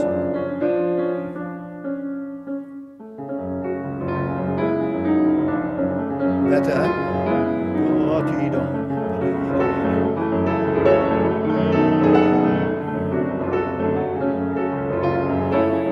So here another question which I ask you.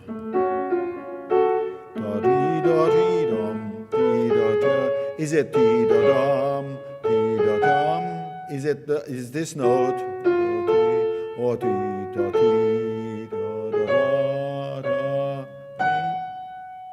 You see, you're going into the note. As a result, it stops all the time. That should bounce up, bounce off, instead of going into it. I have to go down and then you see the resolution of the chord, because this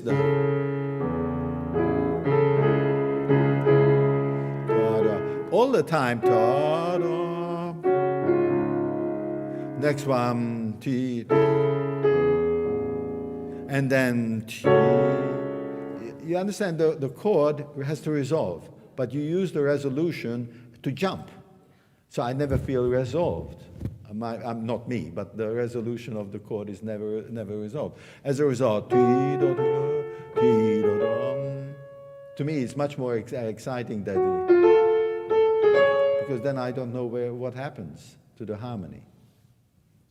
And especially because the harmony is so clearly defined in your left hand. So defined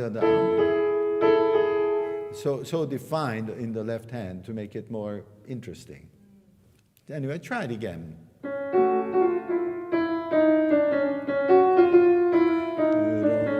It's a detergent.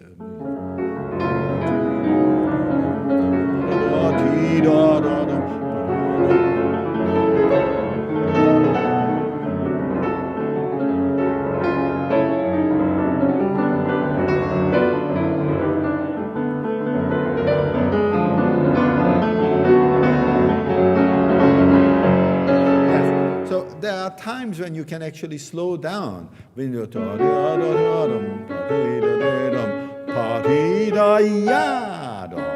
and then we start again. And again here, just before you start the second subject, slow it down a little or make it emphasize it more. Otherwise, it just keeps on going and going and going and going. This is what I mentioned to you about selling the piece. Making it understood that you have the phrase finishes here. And then we start again. You see, this is the start. But this note is finished. Now we start again. That is clearly understood by the public. They will love you for it. Otherwise, it keeps on going. And this is a moment of another, just either to make it more or less, or do something to make it sound like you are finishing. Yes? Well, do the second time if you don't mind, from here, actually. From here, it starts from here.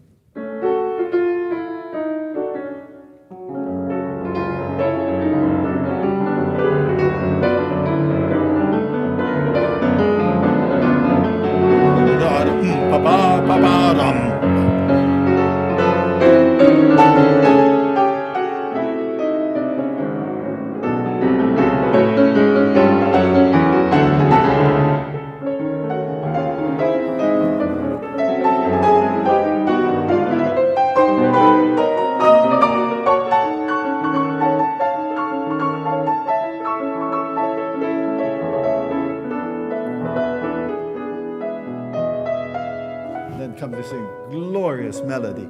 The thing is that you're going up to 1 forte and then it says diminuendo. But you know you have 4 measures of diminuendo. You know what you did? You went from the 6th floor to the 1st floor in 1 measure. And after that, it didn't make any difference. But the harmony that changed. Here, da da da da da, pa ya pa pa dum, pa di da da dum, pa da da da dum. It all the time changes. The harmony changes, and the diminuendo becomes more intense instead of nothing. Anyway, go to this wonderful melody.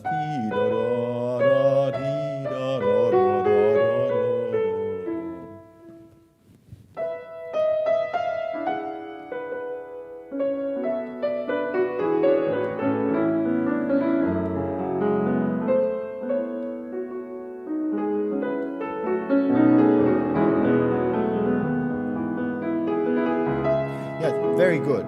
I love what you're doing, this idea. The problem is that if you keep on going faster and faster, then you never go back to the tempo. This part is fine. Then here you have to slow down because you harmony.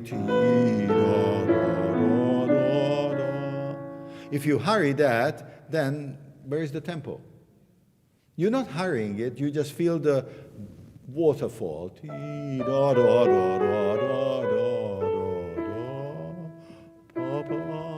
you follow what I'm saying? If you just keep on going, then we lost the tempo. Try it again.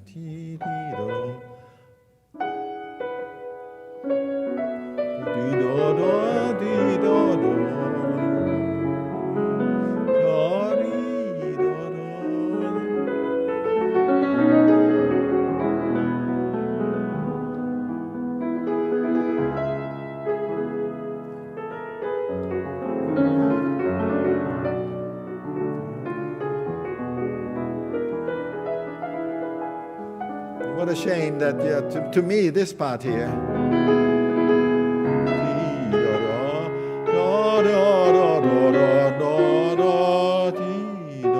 is more outward. You made it into a very, very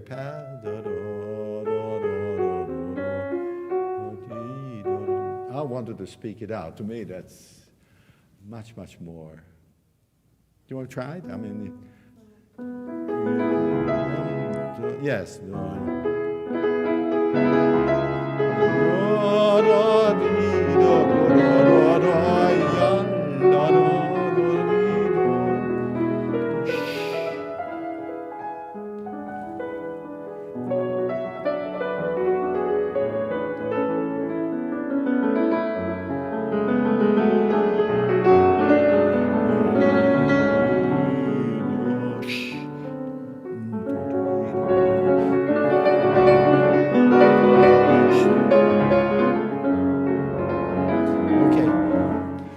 So I want to do it before we have to finish a little bit of the development section, if you can do it. Can you go from up here, which is actually it just continues all the time, or perhaps start if that you can do it from there,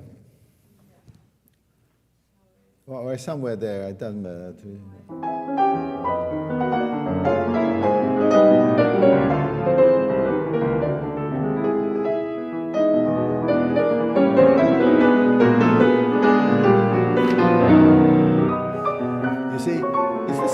Again and again, from here to here.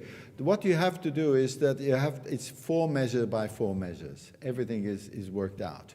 So the question now lies, which is the more important one out of the the first 4 measures? Is this what are you were?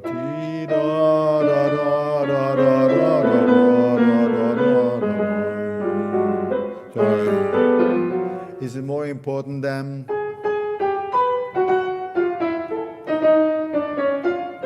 To me, that's secondary, because that's just, it seems to be constantly coming down note by note, and it leaves the melody. You have to choose which is more important. Otherwise, everything is just so important that nothing happens. Can you do it 4 measures before? Because that's where they actually start.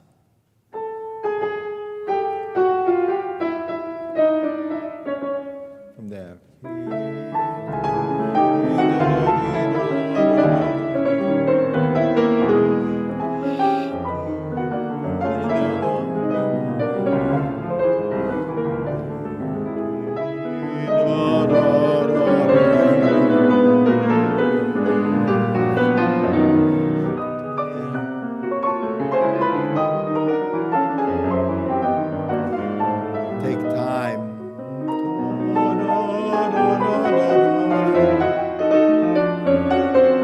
Changes now.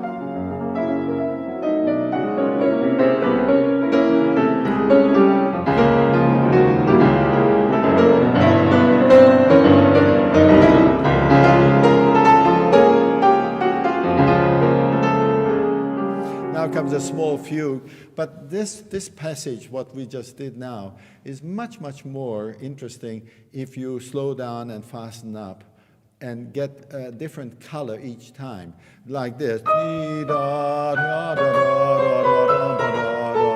It's different from this part.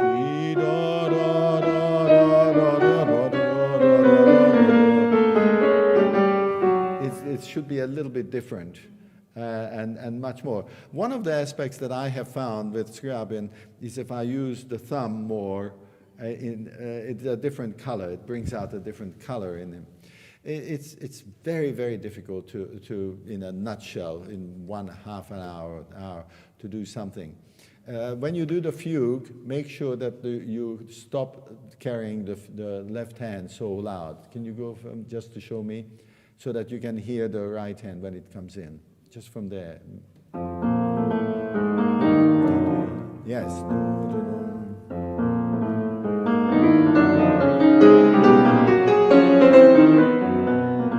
No, but that should change. The first one is this. The next one, next one, it changes, and the last one. Each one is just not a note higher, but each one has a different color.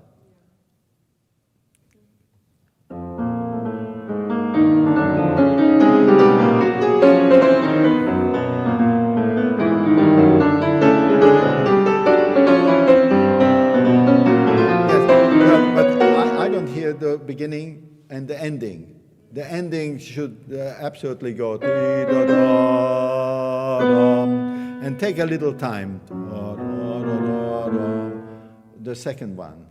So don't just run into that.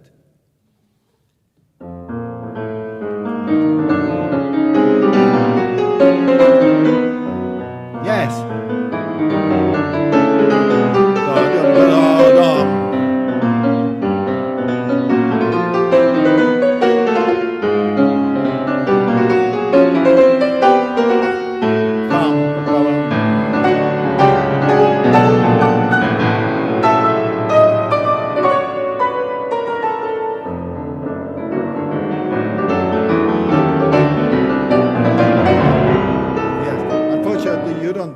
It, but the right hand, the left hand does it too. So to me I've heard this before. I heard that before, but what is more important is the left hand imitates the right hand. That's more important. And the ending, I know we have to rush it, the ending has to sound more convincing to me. Convincing means that you really have to go much, much faster. Yes? You kind of held it back. And then when you get to those rests have to sort of sound, either they are more squashed together, impatient to finish it off. Because if you are not finishing it off, then the ending, which is silent, doesn't sound good. Like, oh, I just finished. Oh, I'm sorry. Yes? Can you just do the ending somewhere here? There, you know.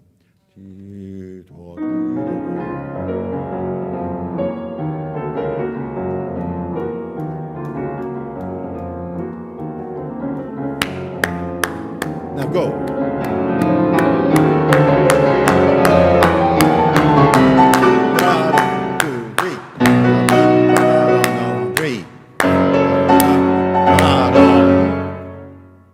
Yes?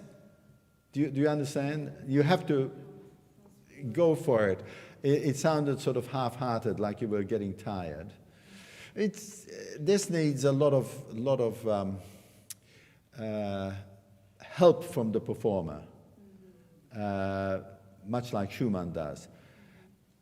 So I said one or two things which I hope that you will take into account when you revise it or as you want to perform it. One is that you do excessively more and more freedom with it. I think that you are very precise, and as a result, it just stays. The other thing is that when you are taking more time here and more there, then the quality of the sound changes. He doesn't just change, he changes colors. You know that if you study Scriabin, colors are very important for him. And the other thing I mentioned about is to work out that even here you have bum, ba, ba, dum, bum, ba, ba, dum. Where does that 16th note? Because it's not just 16th note. It makes a lot of difference in how you approach a certain rhythmic structure, especially when it is so constant. Much like the second movement, for instance, of the Fantasy of Schumann. It's the constancy of the same rhythm makes you feel that it cannot be the same all the time. Otherwise, if it's the same, then it becomes really difficult to listen to. Okay? Well, thank you. I enjoyed that very much. Thank you. Thank you. Thank you, everybody.